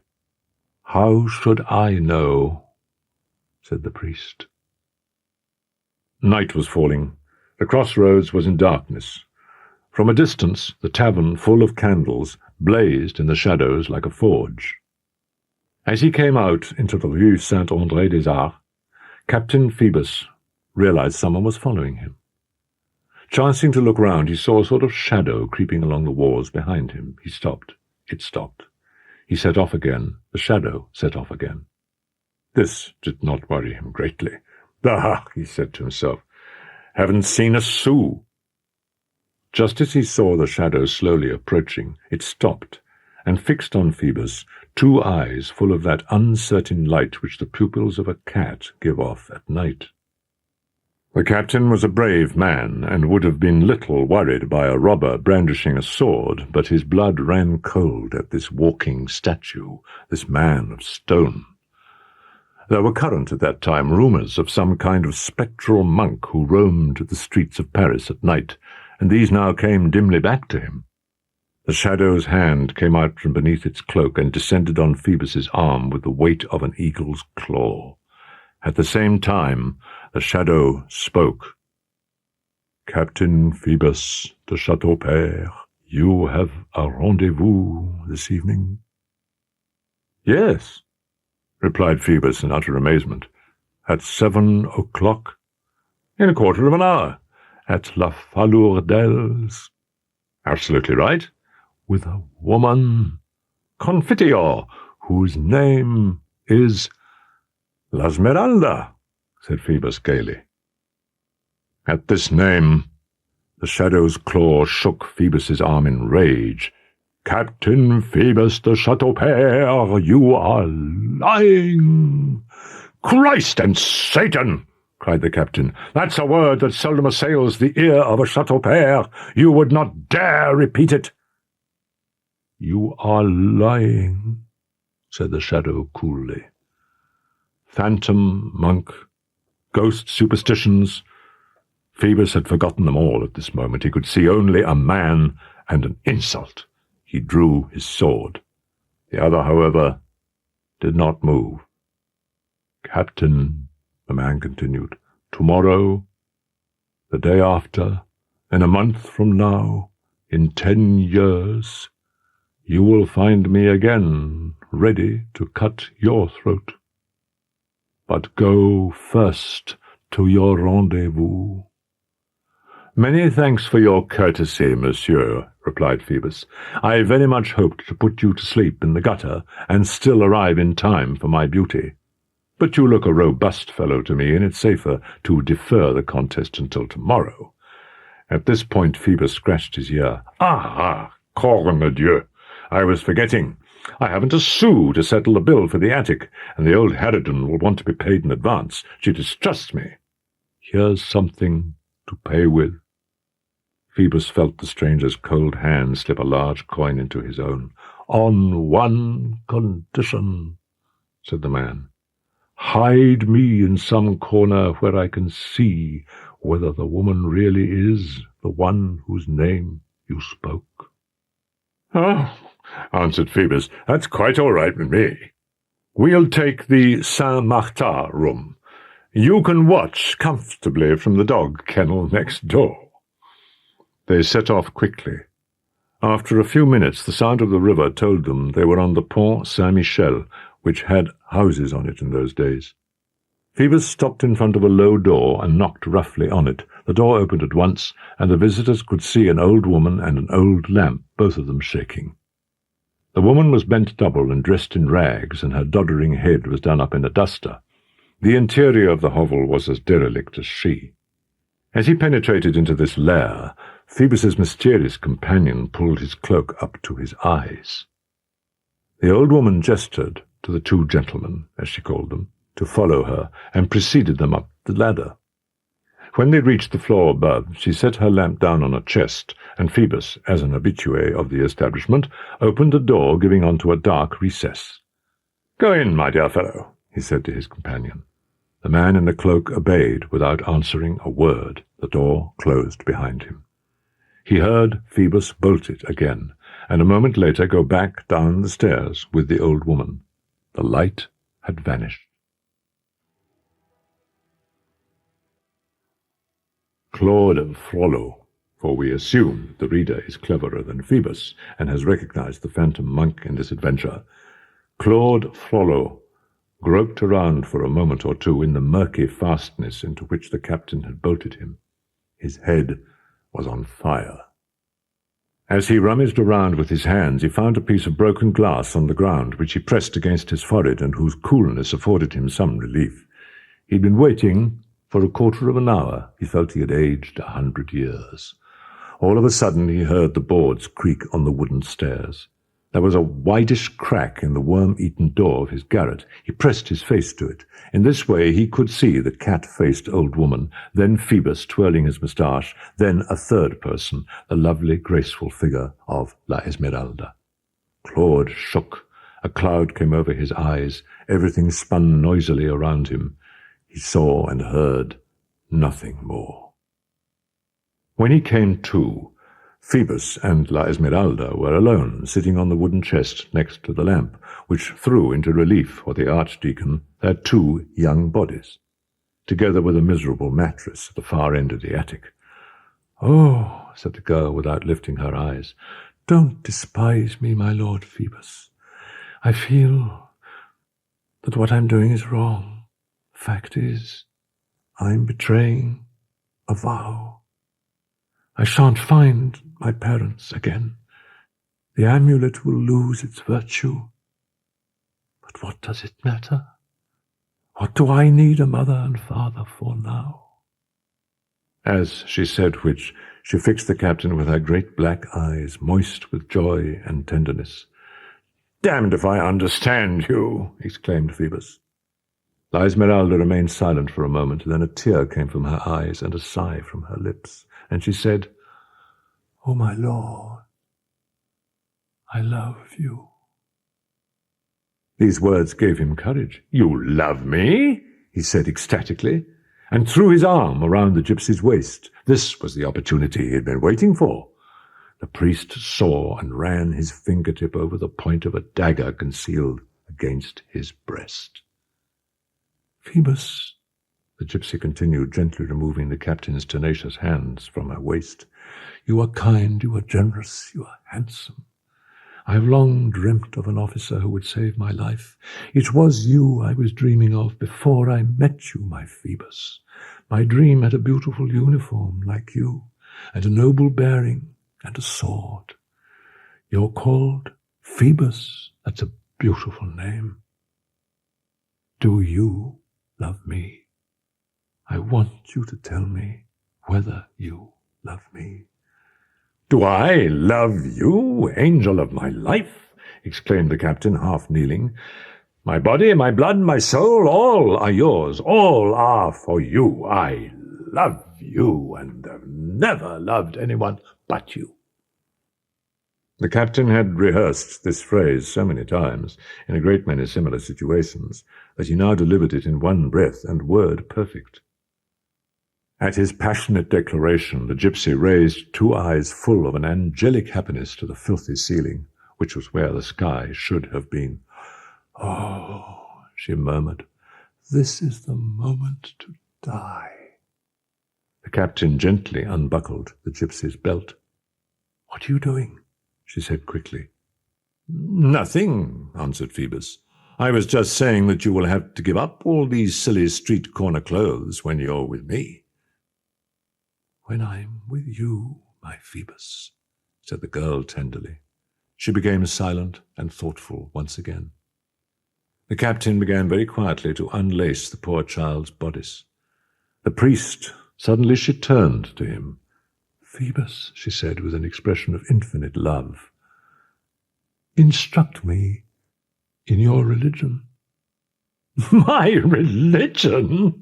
cried the captain, and burst out laughing. "What do you want with my religion?" "So we can be married," she replied. "What sort of silliness is that, my loving beauty?" Phoebus went on tenderly. "Marriage is nothing. Are we any less devoted because we haven't been to spout Latin in a priest's shop?" As he said which, in his most intimate voice, he moved as close as he could to the gypsy. His hands once more encircled that slender, supple waist in a caress. Dom Claude could see everything. That young and beautiful girl, succumbing in disarray to an ardent young man, caused molten lead to flow in his veins. Suddenly and quickly, Phoebus removed the gypsy's gorget. The poor child backed abruptly away from the presumptuous officer, became red, confused, and speechless with shame at the sight of her bare breasts and shoulders, and folded her lovely arms across her bosom so as to hide it. Meanwhile, the captain's actions had uncovered the mysterious amulet she wore round her neck. "What's this?" he said, using it as an excuse to move closer to the beautiful creature whom he had just scared away. "Don't touch it," she answered rapidly. It's my guardian. It will make me find my family again if I remain worthy of it. Oh, leave me alone, Monsieur le Capitaine. Please, please, Monsieur Phoebus, give me back my gorget." Phoebus recoiled and said coldly, "Oh, mademoiselle, I can see clearly you don't love me." "Not love you?" cried the poor wretched child, hanging on to the captain at the same time and making him sit down beside her. "Not love you, my Phoebus? What are you saying, you wicked man? You will break my heart. Oh, come, take me. Take everything. Do what you like with me. I am yours. What does the amulet matter? What does my mother matter? Phoebus, I shall be your mistress, your amusement, your pleasure. And when I'm old or ugly, Phoebus, when I'm no longer any good for loving you, my lord, you will still let me wait on you. You'll take pity on me, won't you, Phoebus? Meanwhile, all this belongs to you. Love me alone. That's all we gypsies need. Air and love. So saying, she threw her arms about the officer's neck, and giving him a lovely, tearful smile, rubbed her delicate breasts against his woolen doublet with its coarse braid. Her lovely, half-naked body writhed on his knees. The captain, beside himself, pressed his burning lips to those beautiful shoulders. The girl lay back, seeing only the ceiling, trembling and palpitating beneath that kiss. Suddenly, above Phoebus's head, she saw another head, a livid, green, convulsed face with the eyes of a damned soul. Beside this face was a hand holding a dagger. It was the face and the hand of the priest. The girl remained frozen, immobile, struck dumb by this dreadful apparition. She watched the dagger descend on Phoebus and rise again, smoking. She fainted. Just as she was losing all sensation, she thought she felt a touch of fire being imprinted on her lips, a kiss more burning than the red-hot irons of the hangman. When she came to her senses, she was surrounded by soldiers from the watch. The captain was being carried out, drenched in his own blood. The priest had vanished, and she heard them saying around her, "It's a witch who stabbed a captain." Gringoire and the whole court of miracles were worried to death. For a good month now they had heard nothing of La Esmeralda. The gypsy had vanished one evening, since when she had given no sign of life. One day, as Gringoire was walking, he noticed a small crowd at one of the doors of the Palais de Justice. "What is it?" he asked a young man who was coming out. "I don't know, monsieur," replied the young man. "They say a woman's being tried for murdering a man-at-arms. It seems there's witchcraft involved." The student went on his way, and Gringoire began to follow the crowd mounting the stairs to the great chamber. The hall was vast and in gloom, which made it seem vaster still. The daylight was fading. A single pale shaft entered through the long pointed windows, but was spent before it reached the vaulting, an enormous trellis of carved timbers. In places, several candles had already been lit on tables. The front of the hall was occupied by the crowd. To right and left were lawyers at tables. At the far end, on a platform, a great many judges, the rear ranks of whom were lost in the murk. Sinister and unmoving faces. An important deposition was being heard. "My lords," an old woman was saying in the middle of the hall, "the thing is as true as it's true that I'm La Falourdel, established these 40 years on the Pont Saint-Michel. I sew the girl and the captain up to the upstairs room and leave them on their own with the goat, that is. All of a sudden I hear a cry from upstairs, something falling on the floor and the window being opened. I run to mine, which is underneath it, and I see a black shape go past my eyes and fall into the water. It was a phantom, dressed as a priest. It was bright moonlight. I saw it clear as clear. It swam towards the Cité. Then, all of a tremble, I call the watch. We go up, and what do we find? My poor room all covered in blood, the captain stretched out full length with a dagger in his neck, the girl acting dead, and the billy goat terrified. The worst of it was the next day, when I wanted to take the crown and buy tripe. I found a dried leaf in its place." A murmur of horror went round the audience. "Mistress Falourdel," said the president majestically, "have you nothing more to tell the court?" A magistrate who reminded Gringoire of a crocodile stood up. "I beg you not to lose sight of the fact, monsieur, that a dagger was found on the accused." "Mistress Falourdel, have you brought the dried leaf into which the crown the demon gave you was turned?" "Yes, my lord," she replied. "I found it again. Here it is." "It's a birch leaf," said the magistrate, "a further proof of magic." "You have the dossier of evidence, monsieur," added the magistrate as he sat down. "You can consult the statement of Phoebus de Chateaupert." At this name, the accused stood up. Her head showed above the crowd. The terrified Gringoire recognized La Esmeralda. She was pale. Her hair, previously so elegantly plaited and spangled with sequins, hung unkempt. Her lips were blue, her eyes alarmingly sunken. Alas! "Phoebus," she said, distraught, "where is he? Oh, my lords, please, before you kill me, tell me whether he is still alive." "Silence, woman," replied the president. "He is dying. Does that satisfy you?" The wretched girl slumped back onto her stool without speaking and without crying, as white as a wax dummy. To arouse her, a sergeant had to shake her mercilessly, and the president solemnly to raise his voice. "Girl, you are of the Bohemian race, given to malefice. On the night of 29th March last, you did, in complicity with the bewitched goat implicated in this trial, stab and kill, in concert with the powers of darkness, and with the help of charms and practices, a captain of archers of the king's bodyguard, Phoebus de Chateaupert. Do you continue to deny it?" "Yes, I deny it," she said in a terrible voice. She had stood up, and her eyes were glittering. The president went bluntly on. "How then do you explain the facts that you are charged with?" She answered in a halting voice. "I've already said. I don't know. It was a priest. A priest. A priest I don't know. An infernal priest who pursues me." "That's right," the judge went on. "The phantom monk." Maître Jacques Charmolue spoke softly. "In view of the accused's distressing obstinacy, I request the application of the question."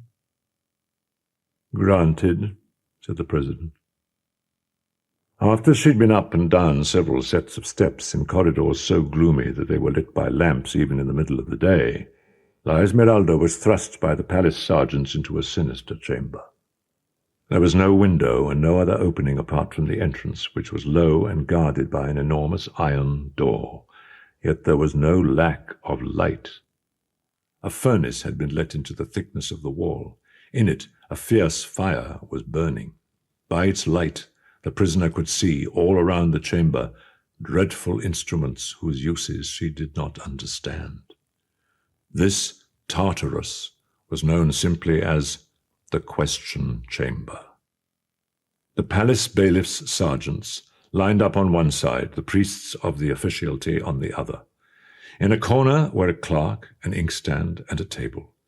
Maître Jacques Charmolue approached the gypsy with the sweetest of smiles. "So, my dear child," he said, "you persist in your denials?" "I do," she answered in an already inert voice. "In that case," Charmolue went on, "it will grieve us greatly to question you more insistently than we would have wished." At a signal from Charmolue, the two attendants took hold of her and sat her down on the bed. "Where is the doctor?" asked Charmolue. "Here," answered a black robe she had not so far noticed. She shuddered. "For the third time, mademoiselle," went on the silky voice of the prosecutor in the ecclesiastical court, "do you persist in denying the deeds of which you are accused?" This time she could only nod. Her voice failed her. "What shall we start with, monsieur le procureur?" said Pirard brusquely. Charmolue hesitated for a moment. "With the boot," he said finally. The two attendants began to rummage through their hideous arsenal. At the clank of the terrible irons, the poor child shuddered. "Oh," she murmured so quietly that no one heard her. "Oh, my Phoebus." Soon, through a cloud that had formed before her eyes, the poor girl saw the boot approaching, saw her foot, encased between the iron plates, vanish into the dreadful apparatus. "Take it off!" she shouted desperately. Then sitting up, all dishevelled, "Mercy!" "For the last time, do you confess the facts in the case?" asked Charmolue with his unshakable benignity. "I am innocent." "How then, mademoiselle, do you explain the circumstances you are charged with?" "Alas, my lord, I don't know." "You deny them, then?" "All of them." "Go on," said Charmolue to Pierrat. Pierrat turned the handle of the winch. The boot tightened, and the poor girl let out one of those terrible cries that cannot be written down in any human language. "Stop," said Charmolue to Pierrat. "Do you confess?" he said to the gypsy. "Everything!" cried the wretched girl. She had not estimated her capacity to withstand the question. Up till now, the poor child's life had run so happily, so smoothly, and so sweetly that this first pain was too much for her. "Humanity obliges me to inform you," remarked the Crown Prosecutor, "that by confessing you must expect to die." "I hope I do," she said. She came back into the courtroom, pale-faced and limping, to be greeted by a general murmur of pleasure. The little goat bleated for joy. She tried to run towards her mistress, but she had been tethered to the bench. Charmolue stood up and said, not allowing his vanity at his success to be too apparent, "The accused has admitted everything." "Bohemian girl," the president put in, "you have confessed all your acts of magic prostitution and murder against Phoebus de Chateaupert?" Her heart shrank. She could be heard sobbing in the shadows. "Whatever you like," she replied feebly. "Only kill me quickly." They proceeded to vote without leaving the hall. The poor prisoner seemed to be watching them, but her troubled gaze no longer saw. The clerk began to write. Then he handed a long parchment to the president. The poor girl now heard movements in the crowd, the clash of pikes, and a wintry voice saying, "Girl of Bohemia, on whatever day it please our master the king, at the hour of noon you will be taken in a tumbril, in a shift, barefoot, with a rope around your neck, before the great portal of Notre-Dame, and there make honourable amends with a torch of wax to the weight of 2 pounds in your hand, and from thence be taken to the Place de Grève, where you will be hanged and strangled on the town gibbet, likewise your goat. May God have your soul." Deep in a dungeon below the Palais de Justice lay La Esmeralda, lost in darkness. Whoever could have seen her in that state after seeing her laugh and dance in the sunlight must have shuddered. In her misfortune and in that dungeon she could no more distinguish sleeping from waking or a dream from reality than night from day. She no longer felt or knew or thought. Finally, one day or one night, she raised her head and saw a reddish beam of light coming through the cracks in the sort of door or trap in the ceiling. At the same moment, the trap-door squeaked on its rusty hinges, and she saw a lantern, a hand, and the bottom halves of the bodies of 2 men, the door being too low for her to be able to see their heads. So painful was the light to her eyes that she closed them. When she opened them again, the door had been closed. The lantern set down on one of the stairs, and in front of her stood a man, alone. A hooded black gown fell right to his feet. A hood of the same colour masked his face. She stared fixedly at this kind of spectre for a moment or two, but neither she nor it spoke. At last, the prisoner broke the silence. "Who are you?" "A priest." The sound of his voice made her shudder. The priest continued in muffled tones, "Are you prepared?" "For what?" "To die." "Oh," she said. "Will it be soon?" "Tomorrow." That's still a long time, she murmured. Couldn't they have done it today? Are you very unhappy, then? Asked the priest after a silence. She suddenly began to cry like a child. I want to get out of here, monsieur. I'm cold. I'm frightened. And there are creatures that climb all over me. Very well. Follow me. The priest took her by the arm. Oh, she murmured, that is the icy hand of death. Who are you, then? The priest lifted his cowl. She looked. It was the same demon's head that had appeared to her at La Falourdels, above the head of her adored Phoebus. Ah! She cried, her hands over her eyes and trembling convulsively. It's the priest! The priest eyed her like a kite which has long and silently been contracting the fearsome circles of its flight, and then suddenly pounces on its prey. She began to murmur softly, Finish me, finish me, and she hunched her head in terror between her shoulders. Do I horrify you, then? He said finally. She made no answer. Do I horrify you? He repeated. That will do, went on the imperturbable auditor, assuming that the defendant had completed his third reply. You are accused, primo, of nocturnal disturbance, secundo, of an unlawful act of violence against the person of a loose woman, tertio, of insubordination and disloyalty towards the archers of the ordinance of the king our master. Justify yourself on all these points. Clerk, have you written down what the defendant has said so far? At this luckless question, a roar of laughter went up from clerks and spectators alike, so violent and so universal that the two deaf men could not but be aware of it. Quasimodo turned round with a scornful shrug of his hump back, while Maître Florian, equally amazed, and supposing the laughter to have been provoked by some irreverent rejoinder from the prisoner, made visible for him by that shrug of the shoulders, apostrophized him indignantly. The answer you have just given, you scoundrel, deserves a noose. Do you know to whom you are speaking? Which outburst was not calculated to stay the general explosion of merriment. Quasimodo alone remained unsmiling, for the good reason that he understood nothing of what was going on around him.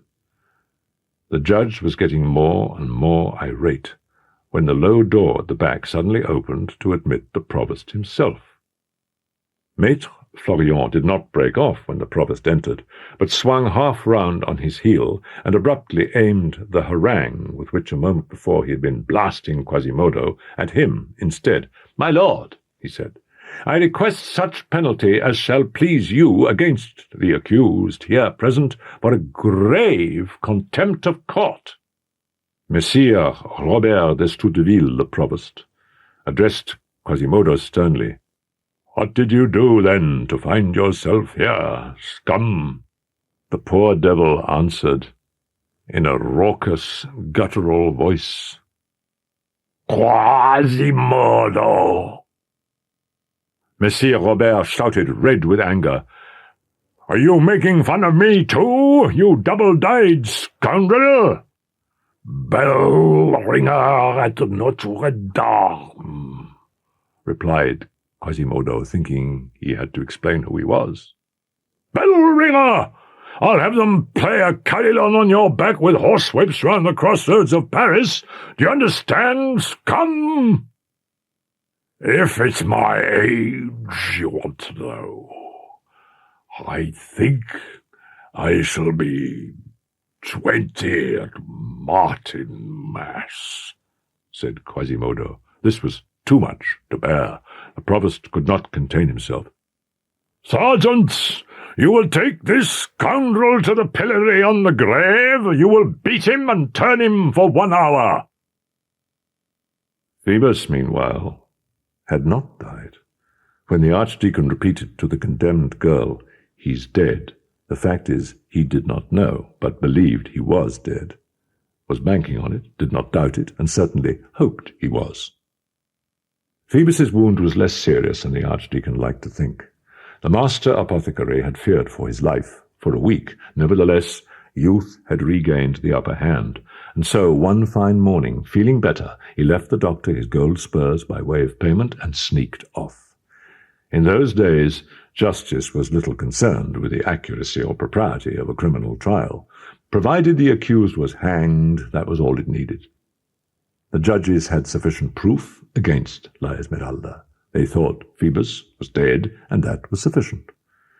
Phoebus, for his part, had not fled very far. He'd simply gone to rejoin his company. He hoped in any case that the affair would not become public, and that if he were not present, then his name would hardly arise. In this he was not mistaken. Hardly a week went by without some forger being boiled alive or a witch hanged. The fashionable society of the time scarcely knew the name even of the victim passing by at the end of the street, and the populace alone regaled itself on this brutal fare. An execution was an habitual incident of the thoroughfares, like the baker's brazier or the butcher's slaughter-yard. The hangman was nothing more than a butcher of a rather darker hue than the others.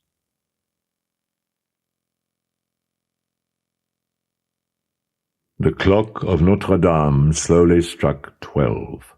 The last vibration of the 12th stroke had hardly died away before a great shout arose from pavement, windows, and roofs. "There she is!"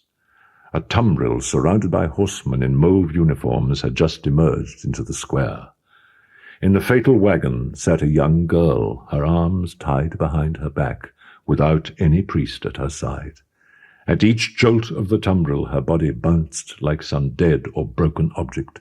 Her stare was crazed and melancholy. The dismal cavalcade halted before the central doorway.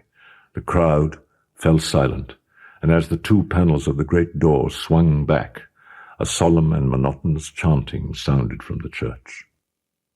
The church, which a few old men, remote and unseen in their darkness, were singing over that lovely creature, full of youth and life, caressed by the warm spring air and inundated with sunlight, was the Mass for the dead.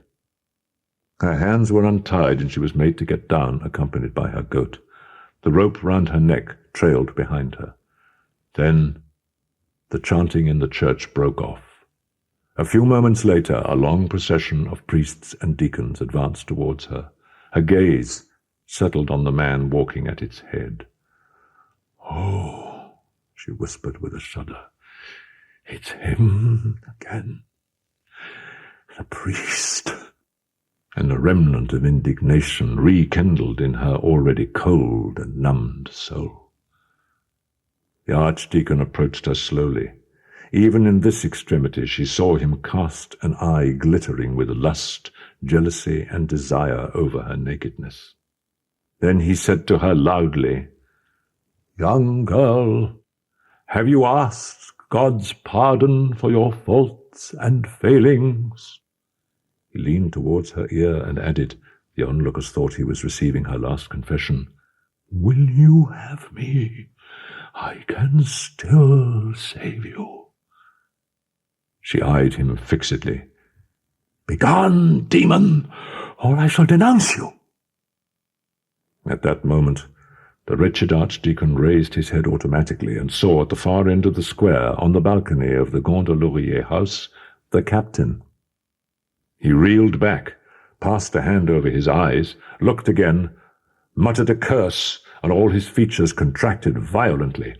"Right, you shall die," he said between his teeth. "No one shall have you." He turned his back on the condemned girl. His head fell forward onto his chest, his arms were crossed, and he rejoined his cortege of priests. The girl remained where she was, without moving, waiting for them to dispose of her.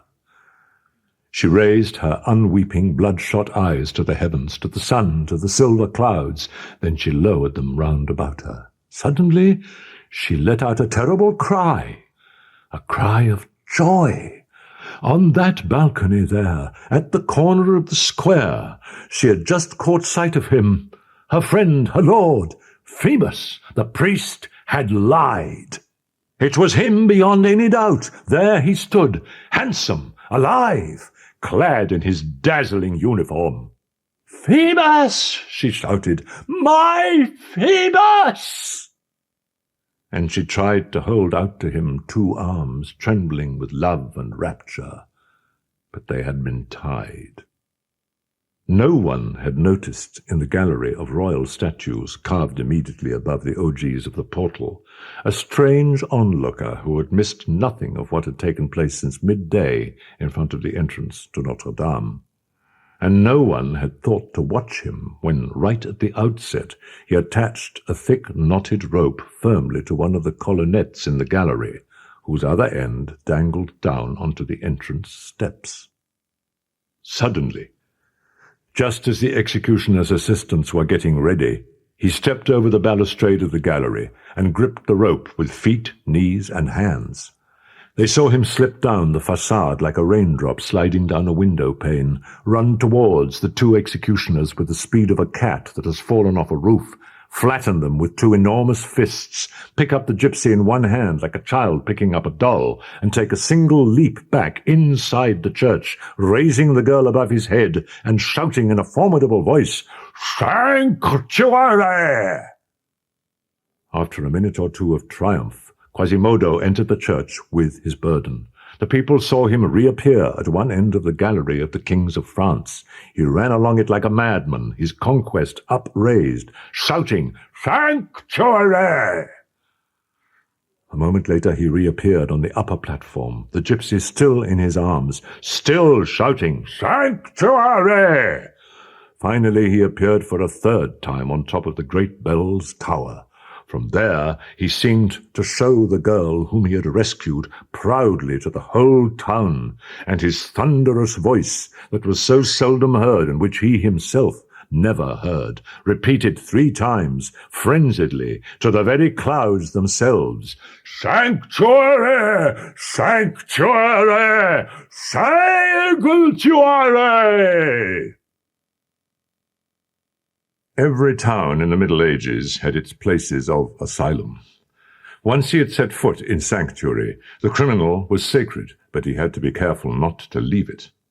It had been known for condemned prisoners to grow white-haired in a cloister, in the tilled fields of an abbey under the porch of a church. In its way, the sanctuary was just as much a prison as the other. Churches generally kept a small cell ready to receive supplicants. At Notre-Dame, a cell had been created over the lofts of the side aisle underneath the flying buttresses. Here it was, after his frenzied and triumphal dash over the towers and galleries, that Quasimodo had put Esmeralda down. She felt his huge hands gently untying the rope that had been bruising her arms. Her thoughts came back to her, one by one. She saw that she was in Notre-Dame. She remembered having been snatched out of the hangman's hands, that Phoebus was alive, that Phoebus no longer loved her. She turned to Quasimodo, who was standing in front of her, and who frightened her. She said to him, "Why did you rescue me?" He looked at her anxiously, as if trying to guess what she had said to him. She repeated the question. He then threw her a profoundly unhappy glance and fled. A moment or 2 later he reappeared, carrying a basket and a mattress. In the basket were a bottle, a loaf, and a few provisions. He put the basket down on the ground and said, "Sleep." It was his own meal and his own bed that the bell-ringer had been to fetch. Then he said to her, "I've frightened you. I'm very ugly, aren't I? Don't look at me, only listen to me. During the day, you must stay here. At night, you can go all over the church, but don't leave the church by night or by day. You would be doomed. They would kill you, and I should die." She was struck by the sound of his voice, so harsh and yet so gentle. "I came to watch you sleeping. Now I shall go away. You can open your eyes again." She went to the window and saw the poor hunchback huddled in a corner by the wall. She tried hard to overcome the feeling of repugnance he inspired in her. "Come," she said to him gently. Quasimodo thought she was driving him away. He got up and limped slowly off. She dashed from her cell, ran to him, and took him by the arm. Quasimodo trembled in every limb. His whole face radiated joy and tenderness. He was filled with such sadness and gentleness that she was beginning to accept him. He was the first to break the silence. "You were telling me to come back, then?" She nodded her head and said, "Yes." He began to smile ruefully. "I'm deaf. That's the way I'm made. It's truly horrible, isn't it? While you are so beautiful, you can talk to me in gestures, in signs. Anyway, I shall soon know what you want from the movements of your lips, from your eyes." "All right," she went on with a smile. "Tell me why you rescued me." He watched her closely as she was speaking. "I've understood," he answered. "You're asking me why I rescued you. You have forgotten a poor devil who attempted to abduct you one night, a poor devil to whom the very next day you brought succor on their infamous pillory, a drop of water and a little compassion. I would pay for less than that with my life." She listened to him, deeply moved. He pulled a small metal whistle from his pocket. "Take it," he said. "When you need me, you must blow into this. That is a sound I can hear." He put the whistle down on the ground and fled. The Archdeacon, meanwhile, had heard rumors of the miraculous rescue of the gypsy. He did not know what to feel. He had come to terms with La Esmeralda's death.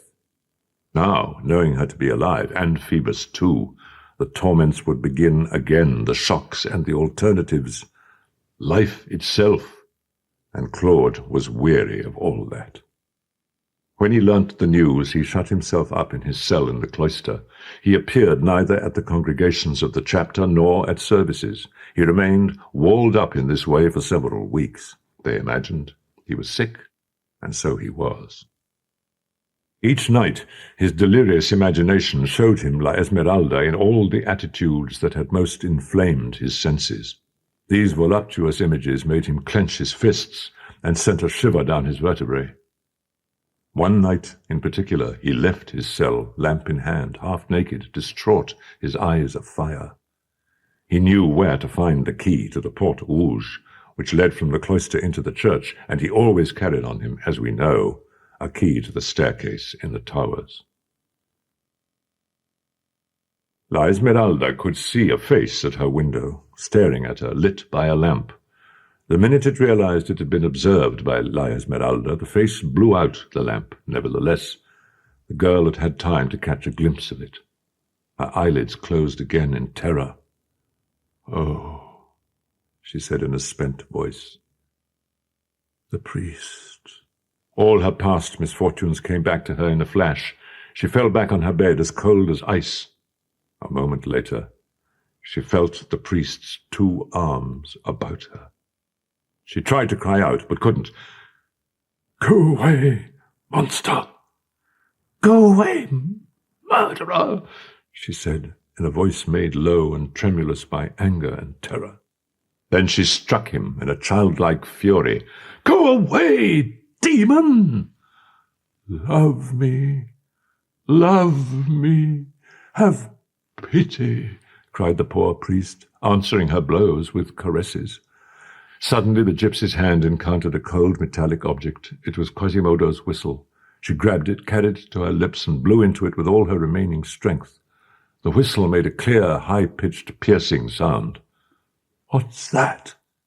said the priest. At almost the same instant he felt himself being lifted off by a powerful arm, and there was just enough light scattered in the shadows for him to see the broad blade of a knife gleaming above his head. The priest thought he could make out the form of Quasimodo. He threw himself at the arm holding the knife, shouting, "Quasimodo!" In this moment of distress, he had forgotten that Quasimodo was deaf.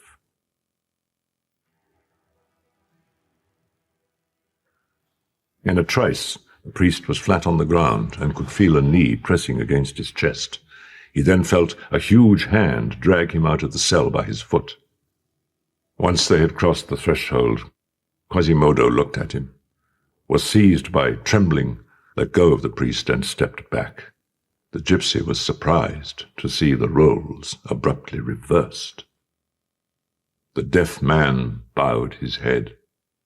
"My lords," he said in a solemn and resigned tone, "afterwards you can what you will, but kill me first." So saying, he offered the priest his knife, but the girl was quicker. She snatched the knife from Quasimodo's hands and burst out into a furious laugh. Come closer," she said to the priest. She held the blade aloft. She would certainly have struck. The priest sent Quasimodo sprawling with a kick, then plunged back, trembling with rage, under the vault of the staircase. When he had gone, Quasimodo picked up the whistle which had just saved the gypsy. "It was getting rusty," he said, handing it back. Then he left her on her own. The girl fell exhausted onto her bed and began to sob. A horizon had darkened once again. For his part, the priest had found his way back into his cell. It had happened. Dom Claude was jealous of Quasimodo. Thoughtfully he repeated the fateful words, "No one shall have her." Once he had seen how the whole business was turning out, Pierre Gringoire was no longer anxious to be mixed up in it.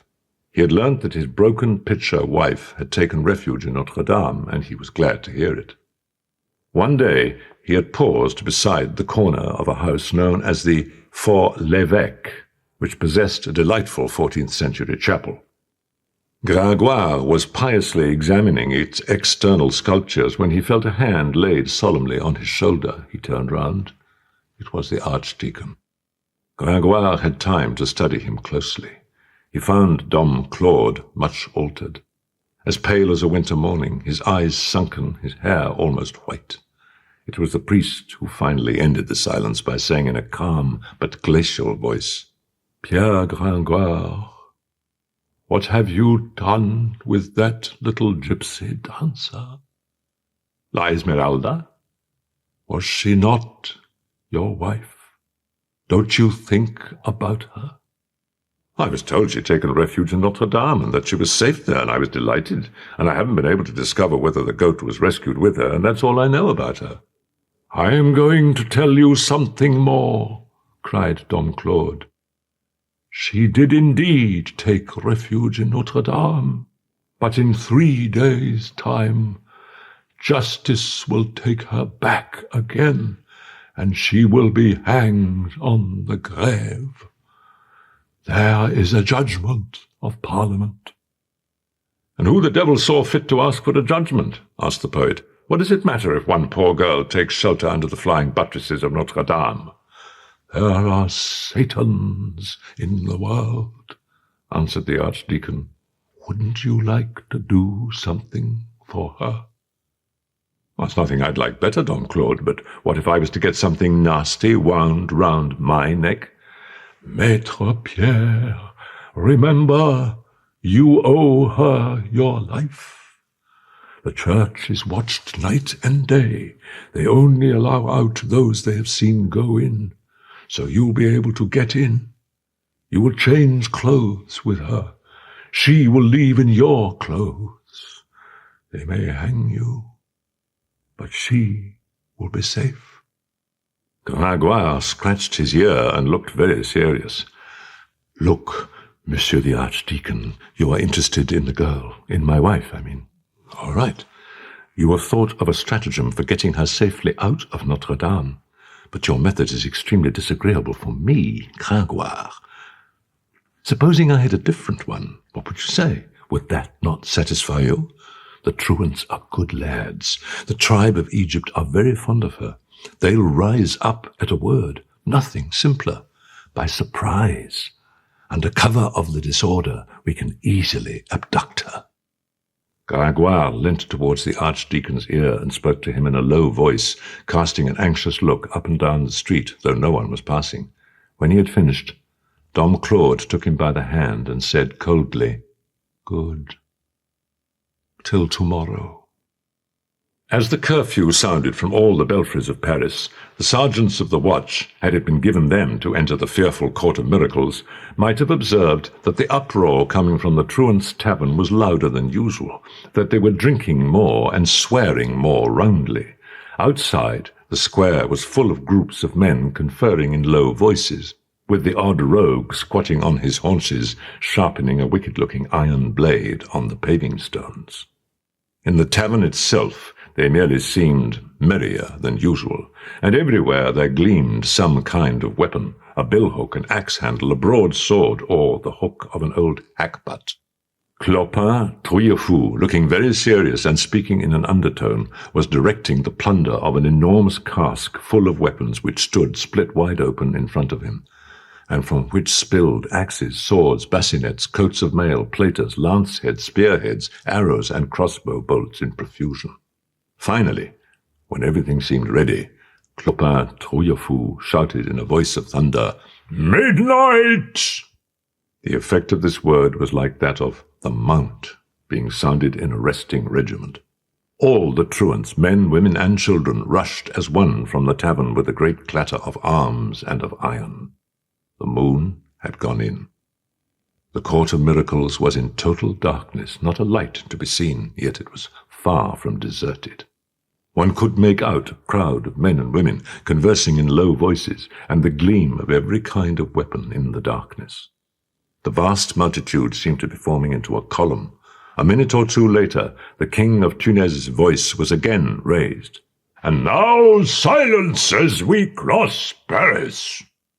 The torches won't be lit till Notre-Dame. Quick march!" 10 minutes later, the horsemen of the watch were fleeing in terror before a long procession of silent black-clad men descending towards the Pont au Change, along the tortuous streets that led through the heavily built-up quarter of Les Halles. That night, after glancing in at his poor forsaken bells, Quasimodo climbed to the top of the north tower, closed his dark lantern tightly, and laid it on the leads, and began to gaze at Paris. The night, as we have said, was very dark, and Paris at that time was not, properly speaking, lit, but appeared to the eye as a confused jumble of black shapes, broken here and there by the whitish curve of the Seine. Quasimodo could see no lights except in one window of a far-off building, whose dim and sombre profile stood out high above the roofs, over by the Porte Saint-Antoine. There, too, someone was keeping vigil. The bell-ringer felt within him an inexpressible anxiety. He thought some plot was perhaps being hatched against the poor fugitive. He imagined that she, like himself, was an object of popular hatred, and that soon something might very well happen. So he stood on his bell tower, his eye alternately on the cell and on Paris, standing guard like a faithful hound, his mind full of mistrust. Suddenly, as he peered at the town, he thought there was something odd about the outline of the Quai de la Vieille Pelleterie, that the line of the parapet was not still and straight like that of the other quays, but undulating as he watched like the waves of a river or the heads of a marching crowd. He grew doubly attentive. Finally, he saw the head of a column emerge from the street, and in no time at all a crowd flood into the square. His fears returned, and the idea of an attempt against the gypsy recurred to him. He sensed dimly that he was approaching some violent situation.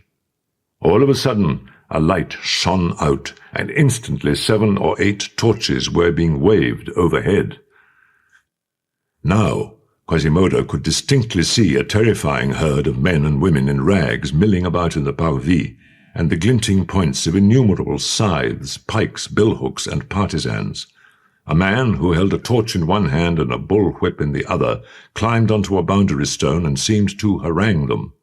Quasimodo picked up his lantern and went down onto the platform between the towers to get a closer look and to see to his means of defense. Clopin Trouillefou had indeed deployed his troops for battle. The worthy leader of the band climbed onto the parapet of the parvis and raised his hoarse, sullen voice, standing with his face to Notre-Dame, whose ruddy facade came and went in the light of the torch he was waving, as if it was buffeted by the wind and masked continually by its own smoke. "Louis de Beaumont, Bishop of Paris! I, Clopin Trouillefou, King of Tunis, Prince of the Argot, Bishop of Fools, I say to you, our sister, wrongly convicted of magic, has taken refuge in your church. The Court of Parliament seeks to remove her from there, and you have agreed, so that if God and the truants were not here, tomorrow she would be hanged on the grave.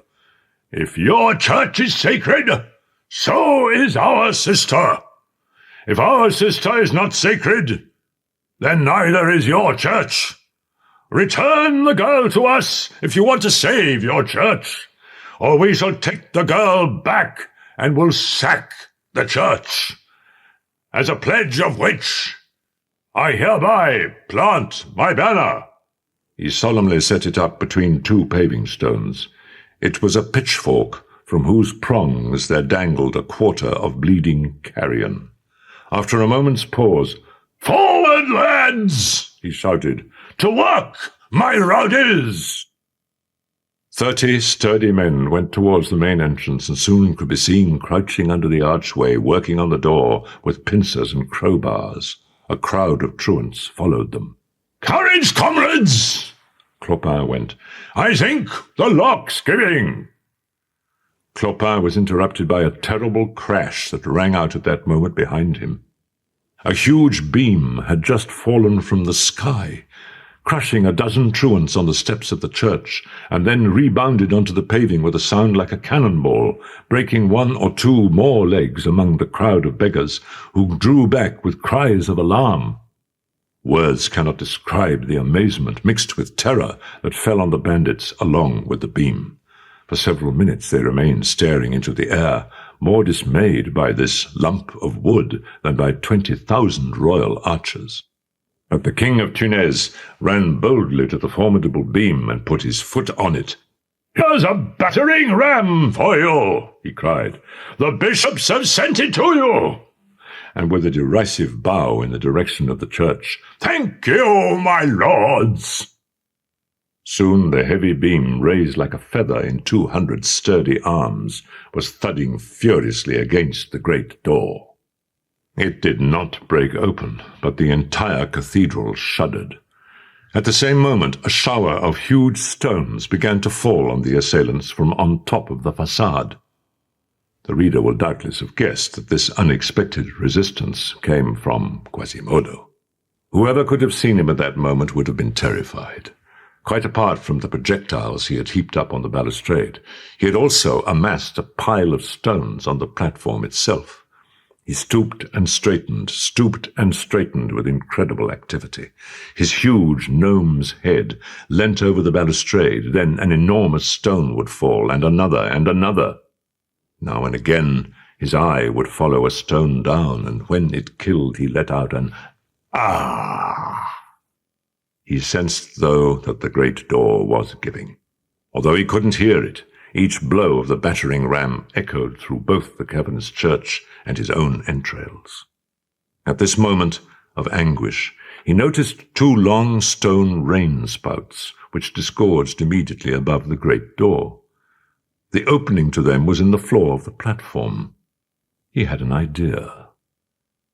He ran to his bell-ringer's den to fetch a faggot, laid a great many bundles of laths and coils of lead on it. Then, having arranged this pyre neatly in front of the hole of the 2 rain-spouts, he set light to it with his lantern. As the truants were forming up round the battering ram for one last effort, 2 jets of molten lead began falling from on top of the building into the very thick of the crowd. Dying men could be seen twitching, half incinerated and bellowing with pain. Around the 2 principal jets, drops of this terrible rain were splashing over the attackers and entered their skulls like gimlets of flame.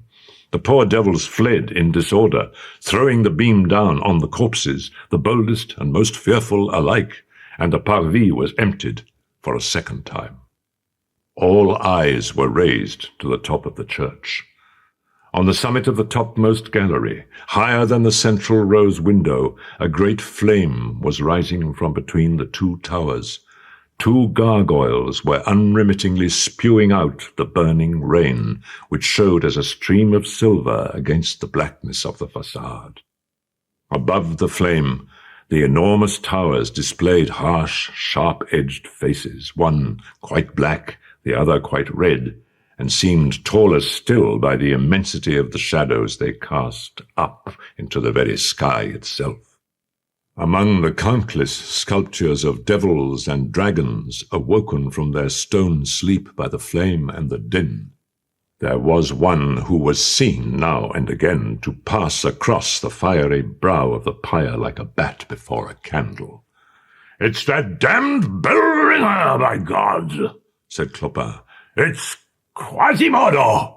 The crowd was seized by shame and anger at having been held in check for so long in front of a church by a hunchback. Their fury found ladders and multiplied the torches, and a few minutes later the distraught Quasimodo saw this terrifying army of ants climbing to assault Notre-Dame from every quarter. There was no resisting this rising tide of terrifying faces. Their savage features glowed red with fury. Their grimy foreheads streamed with sweat, their eyes flashed fire. It was as if some other church had dispatched its gorgons, its mastiffs, its demons, its most fantastic sculptures to the assault of Notre-Dame. Quasimodo, powerless against so many enemies and trembling for the gypsy, asked heaven for a miracle and wrung his hands in despair. Suddenly a great galloping of horses filled the adjoining streets, and a dense cavalcade of horsemen with lances and bridles lowered issued into the square like a hurricane.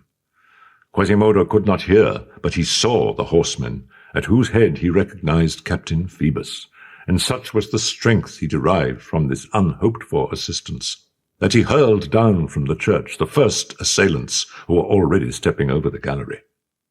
The truants fought stoutly, but the royal cavalry, amongst whom Phoebus de Chateaupert acquitted himself valiantly, gave no quarter.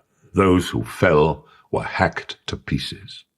One man in particular had a great gleaming scythe and mowed away at the legs of the horses.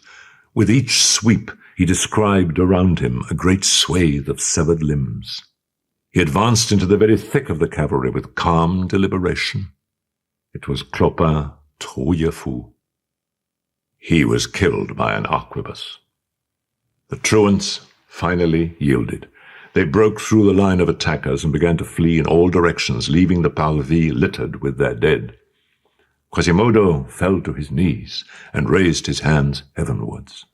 Then his one thought was to kneel before the girl whom he had just saved for a second time. When he entered the cell, he found it empty. La Esmeralda, frightened by the glow and the din, had run from her cell to see that hideous crowd, half glimpsed in the darkness, the few red torches hurrying about and passing each other against the shadows. Her immediate thought was that she had surprised the strange creatures peculiar to the night at their evil practices, and she ran back in terror to cower in her cell. In the midst of her anguish she heard footsteps close by. She looked round. 2 men, one of them carrying a lantern, had just entered her cell. She let out a feeble cry. "Don't be afraid," said a voice. "It's I, Pierre Gringoire." This name reassured her. She looked up and saw that it was indeed the poet. But next to him stood a figure veiled from head to foot in black, who reduced her to silence. "Ah," Gringoire went on reproachfully, "Jali recognized me before you did." The little goat was rubbing affectionately up against his knees.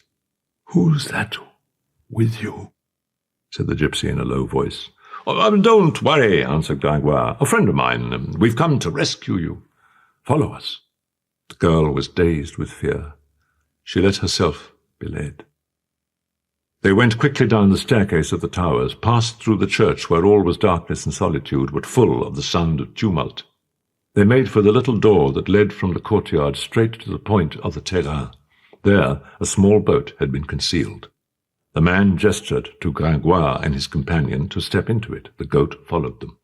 Then he cut the boat's moorings, seized 2 oars, and sat down in the bows, rowing for all he was worth towards the open river. The boat edged slowly towards the right bank. The girl studied the stranger in secret terror. In the darkness, he could just be discerned in the bows like a spectre. His cowl was still lowered and formed a sort of mask, and each time in rowing he half extended his arms, from which hung ample black sleeves. They looked like 2 huge bats' wings. The tumult was increasing around Notre-Dame. Shouts of victory were quite clearly audible. 100 torches, reflecting on the helmets of the men-at-arms, spilled across the church at every height as if in search of something, and soon the distant yelling came distinctly to the fugitives' ears. "The gypsy! The witch! Death to the gypsy!" A bump finally told them that the boat had reached the bank. The stranger stood up, went over to the gypsy, and tried to take her arm to help her ashore. She pushed him away and clung onto the sleeve of Gringoire, who for his part was busy with the goat, and almost pushed her away. She then jumped down from the boat unaided. She remained for a moment in a daze, watching the water flow past. When she recovered her senses somewhat, she was alone on the quayside with the stranger. She tried to speak, to cry out, to call Gringoire, but her tongue lay inert in her mouth, and no sound came from her lips. Suddenly, she felt the stranger's hand on hers. He began to stride up towards the Place de Grève, holding her by the hand. At that moment she felt dimly that destiny was an irresistible force. She had no resistance left. She let herself be dragged along, running while he walked. Every so often she summoned enough strength to say, in a voice broken by the jolting of the pavement and breathless from running, Who are you? Who are you?" He made no answer. In this way, still on the quayside, they came to quite a large square. It was the Grève. Standing in the centre could be discerned a sort of black cross. It was the gallows. She recognized it and realized where she was. The man stopped, turned to her, and raised his cowl. "Oh," she stammered, petrified. It was the priest. "Listen," he said to her. "We are here. You can see well enough. They are pursuing you. I can save you altogether. I've prepared everything. It's up to you to will it." Then he ran and made her run straight to the gallows and pointed to it with his finger. "Choose between the 2 of us," he said coldly. She wrenched herself free from his hands and fell at the foot of the gallows, clasping this dismal support. She half turned her lovely head and looked at the priest over her shoulder. She was like a holy virgin at the foot of the cross. Finally, the gypsy said to him, "It doesn't horrify me as much as you do. I belong to my Phoebus, I tell you. It's Phoebus I love. It's Phoebus who is handsome. You, priest, you are old, you are ugly. Go away." He let out a violent cry, like the poor wretch who feels the touch of the red-hot iron. "Die, then," he said through gritted teeth. He caught hold of her, shook her, threw her to the ground, and walked rapidly towards the corner of Tour Roland, dragging her behind him. Then he cried out loudly, "Good deal! Good deal!" Here's the gypsy. Take your revenge. The girl felt herself suddenly seized by the elbow.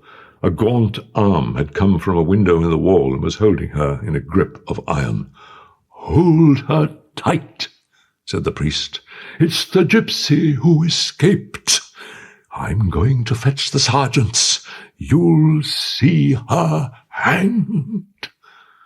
The girl twisted about. She gave several agonized and despairing jerks, but the other woman held her with incredible strength. Then she heard the dismal laugh of the recluse, muttering to her, "You're going to be hanged." "What have I done to you?" she said, almost unconscious. "Give me back my baby," said the recluse.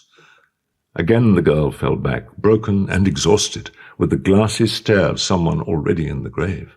Alas, alas, you are looking for your baby," she stammered, "whereas I am looking for my parents." "Give me back my little Agnes," continued Gudule. "You don't know where she is?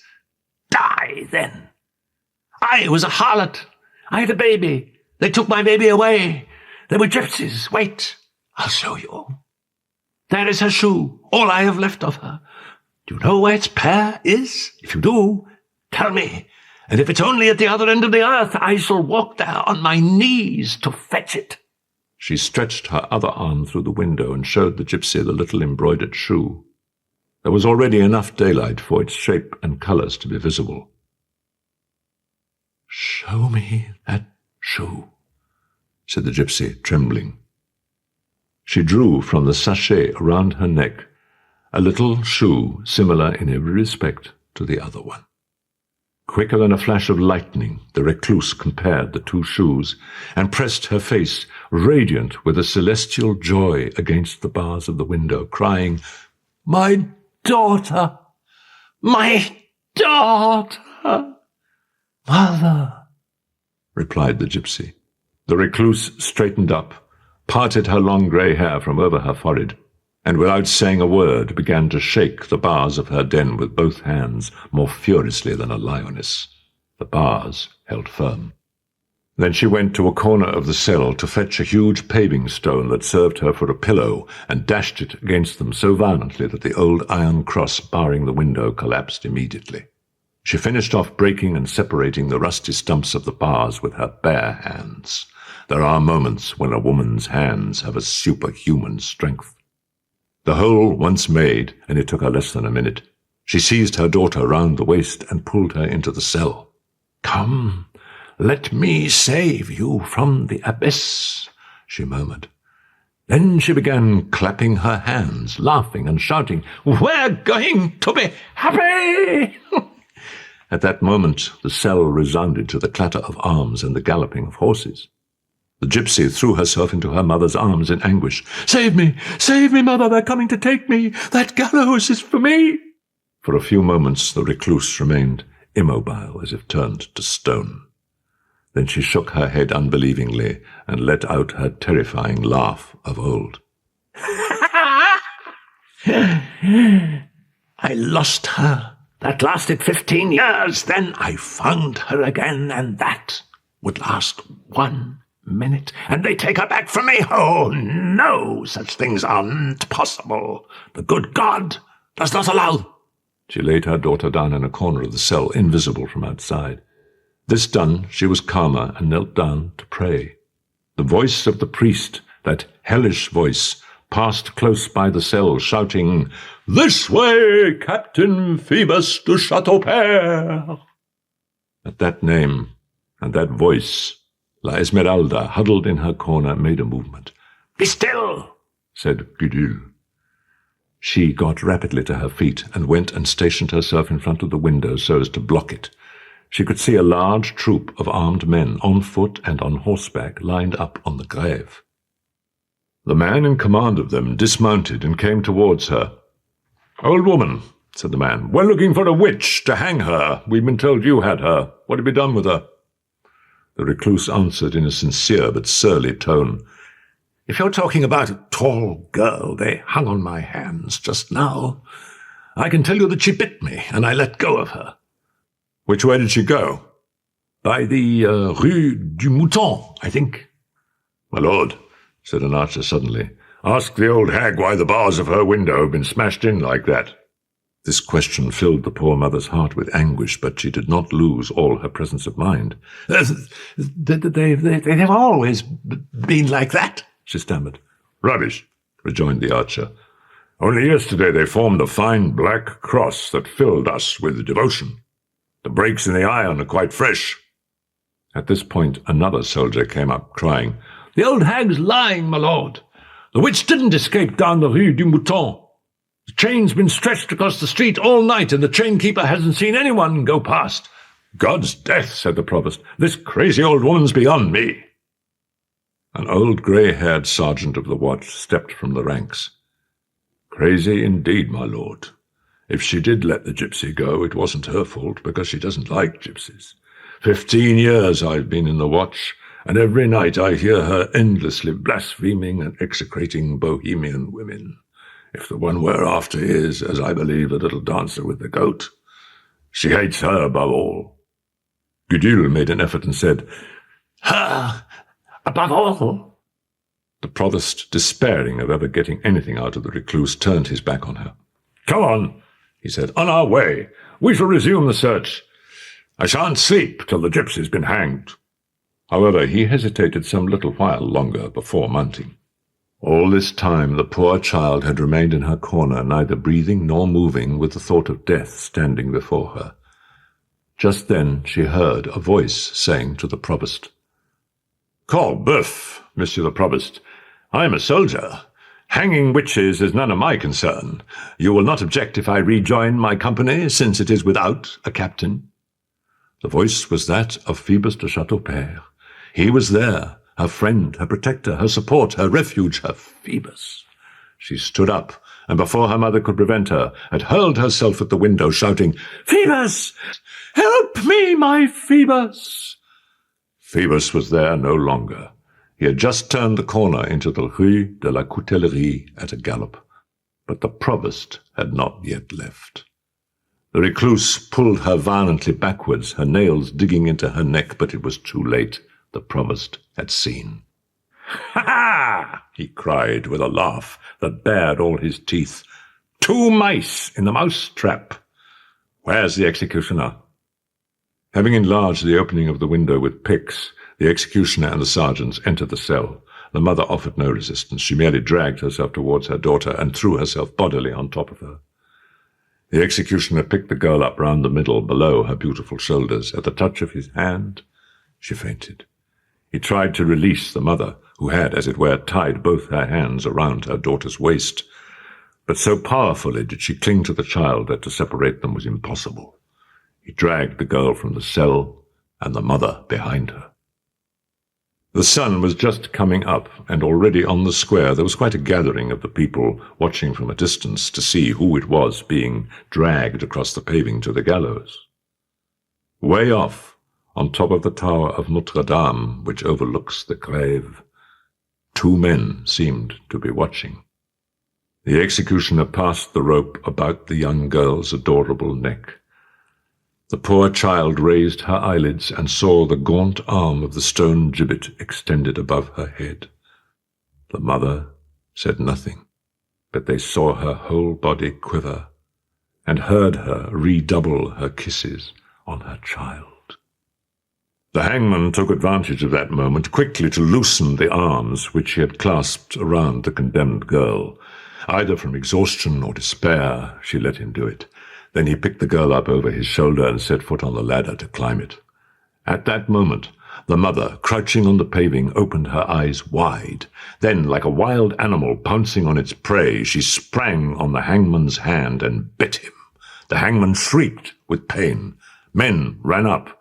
With difficulty they withdrew his bloody hand from between the mother's teeth. They thrust her back brutally enough, then noticed that her head had fallen heavily on the paving.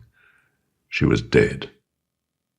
The hangman, who had not let go of the girl, began to reascend the ladder. The church was deserted and had relapsed into silence. The archers had left to hunt the witch in the Cité.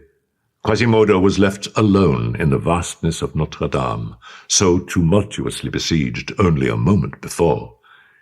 He made his way once more to the cell where for so many weeks the gypsy had slept under his protection.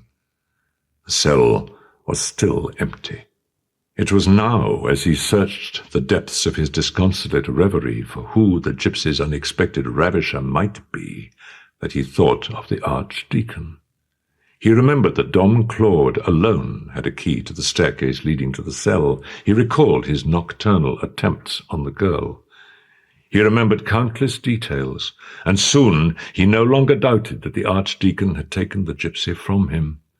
Yet the moment Claude Frollo was involved, the mortal, bloody anger that he would have felt against anyone else turned in the poor hunchback into an increase of grief.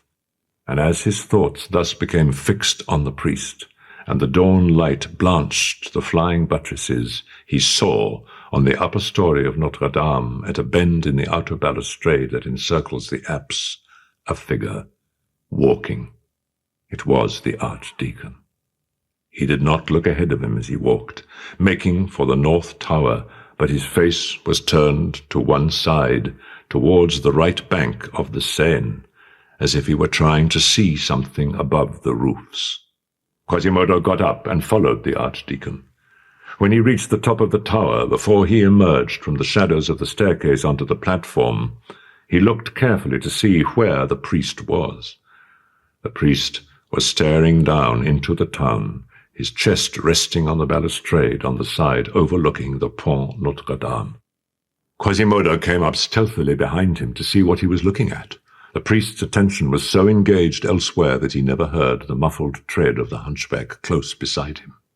Quasimodo longed to ask Frollo what he had done with the gypsy, but at that moment the archdeacon seemed not of this world.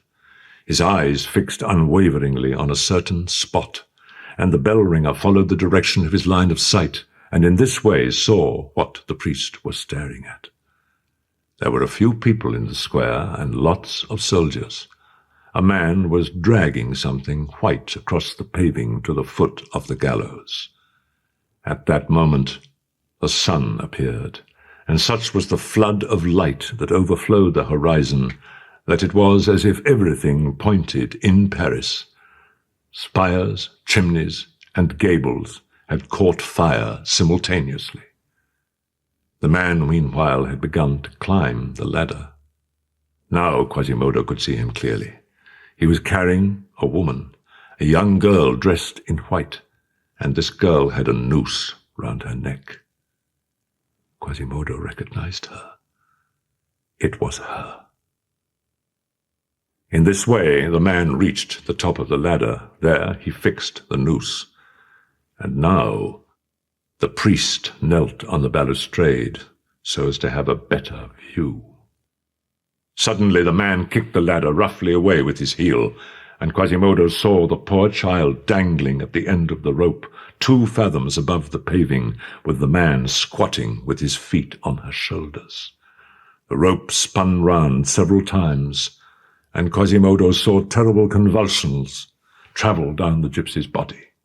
At this moment of extreme horror, a fiendish laugh broke out on the priest's livid face. Quasimodo could not hear that laugh, but he could see it. The bell-ringer retreated 1 or 2 steps behind the archdeacon, then suddenly charged at him in a fury and pushed him in the back with his 2 huge hands into the abyss over which Dom Claude had been leaning. "Damnation!" cried the priest, and fell. The waterspout above which he had been kneeling broke his fall. He hung to it with despairing hands, but just as he opened his mouth to give a second cry, he saw Quasimodo's formidable and vindictive face come to the edge of the balustrade above his head. He was silent. Below him was the abyss, a drop of more than 200 feet, and then the paving. Quasimodo could have hauled him up from the gulf merely by extending a hand, but he was not even looking at him. He was looking at the grave, at the gibbet, at the gypsy. The hunchback's elbows rested on the balustrade, in the place where the archdeacon had been a moment before, and there he remained, mute and immobile, like one thunderstruck, his gaze never straying from the one object there was in the world for him at that moment. As a long river of tears flowed silently from that eye, which had hitherto shed but a single tear. The archdeacon was breathing heavily. His fingernails bled against the stonework. His knees scraped on the wall. His soutane was caught on the waterspout, and each time he jerked it, he could hear it splitting and coming unstitched. And as if that were not enough, the spout ended in a lead pipe which was sagging under the weight of his body. The archdeacon could feel the pipe slowly bending. He looked beneath him into the square, into the abyss. The head he raised again had its eyes shut and its hair on end. The silence of the two men was a terrifying thing. While a few feet away, the archdeacon was in the throes of a horrible death. Quasimodo wept and gazed at the grave. At last, beside himself with rage and terror, the archdeacon realized it was hopeless. Yet he summoned up all the strength he had left for one final effort. He tensed himself on the waterspout, pushed the wall away with his knees, clung by his hands from a crack in the stones, and succeeded in climbing back by perhaps a foot. But the commotion caused the lead spout that was supporting him to bend suddenly. At the same time, his soutane split right open. Feeling everything give way beneath him, the luckless man closed his eyes and let go of the waterspout. He fell. Quasimodo watched him fall. A fall from that height is seldom perpendicular. Once launched into the void, the archdeacon first of all fell headlong with hands outstretched, then turned over and over several times. The wind carried him onto the roof of a house where the poor devil began to break up, yet he was not dead when he struck it. The bell-ringer could see him still trying to stop himself on the roof tree with his fingernails. But the incline was too steep and his strength was gone. He slid rapidly down the roof like a tile coming loose, then rebounded onto the pavement. There he moved no more. Quasimodo then raised his eye to the gypsy, whose body he could see in the distance hanging from the gibbet, and shuddering beneath its white robe in the final throes of death. Then he lowered it again onto the archdeacon, stretched out at the foot of the tower, and no longer with the form of a man. And he said, with a sob that caused his deep chest to heave, "Oh, that I have loved." Towards evening that same day, when the bishop's judicial officers came to take up the archdeacon's broken corpse from the pavement of the Parvis, Quasimodo had vanished from Notre-Dame. No one doubted but that the day had come when, in fulfillment of their pact, Quasimodo, that is, the devil, had to carry off Claude Frollo, that is, the sorcerer. It was assumed that he had broken the body as he took the soul, just as monkeys break open the shell to eat the nut. And that was why the archdeacon was not interred in consecrated ground. Phoebus de Chateaupert, too, came to a tragic end. He got married. On the night following La Esmeralda's execution, the executioner's men took her body down from the gibbet and carried it, as was customary, to the cellar of Montfaucon. As for the mysterious disappearance of Quasimodo, here is all that we have been able to discover.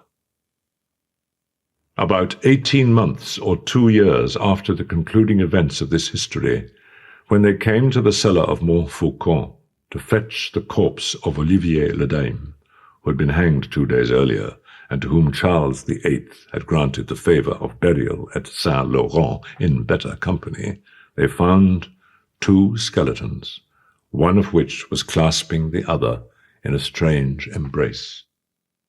One of the two skeletons was that of a woman, and still wore a few shreds of a robe of what must have been white material, while round her neck could be seen a little silk sachet decorated with green glass beads, which lay open and empty. The second skeleton, which had enfolded the first in a tight embrace, was that of a man. They noticed that its spinal column was curved, that its head was between the shoulder blades, and that one leg was shorter than the other. But the vertebrae of the neck showed no fracture, and it had obviously not been hanged. The man to whom it had belonged must therefore have come there and have died there. When they tried to release him from the skeleton he was embracing, he crumbled into dust.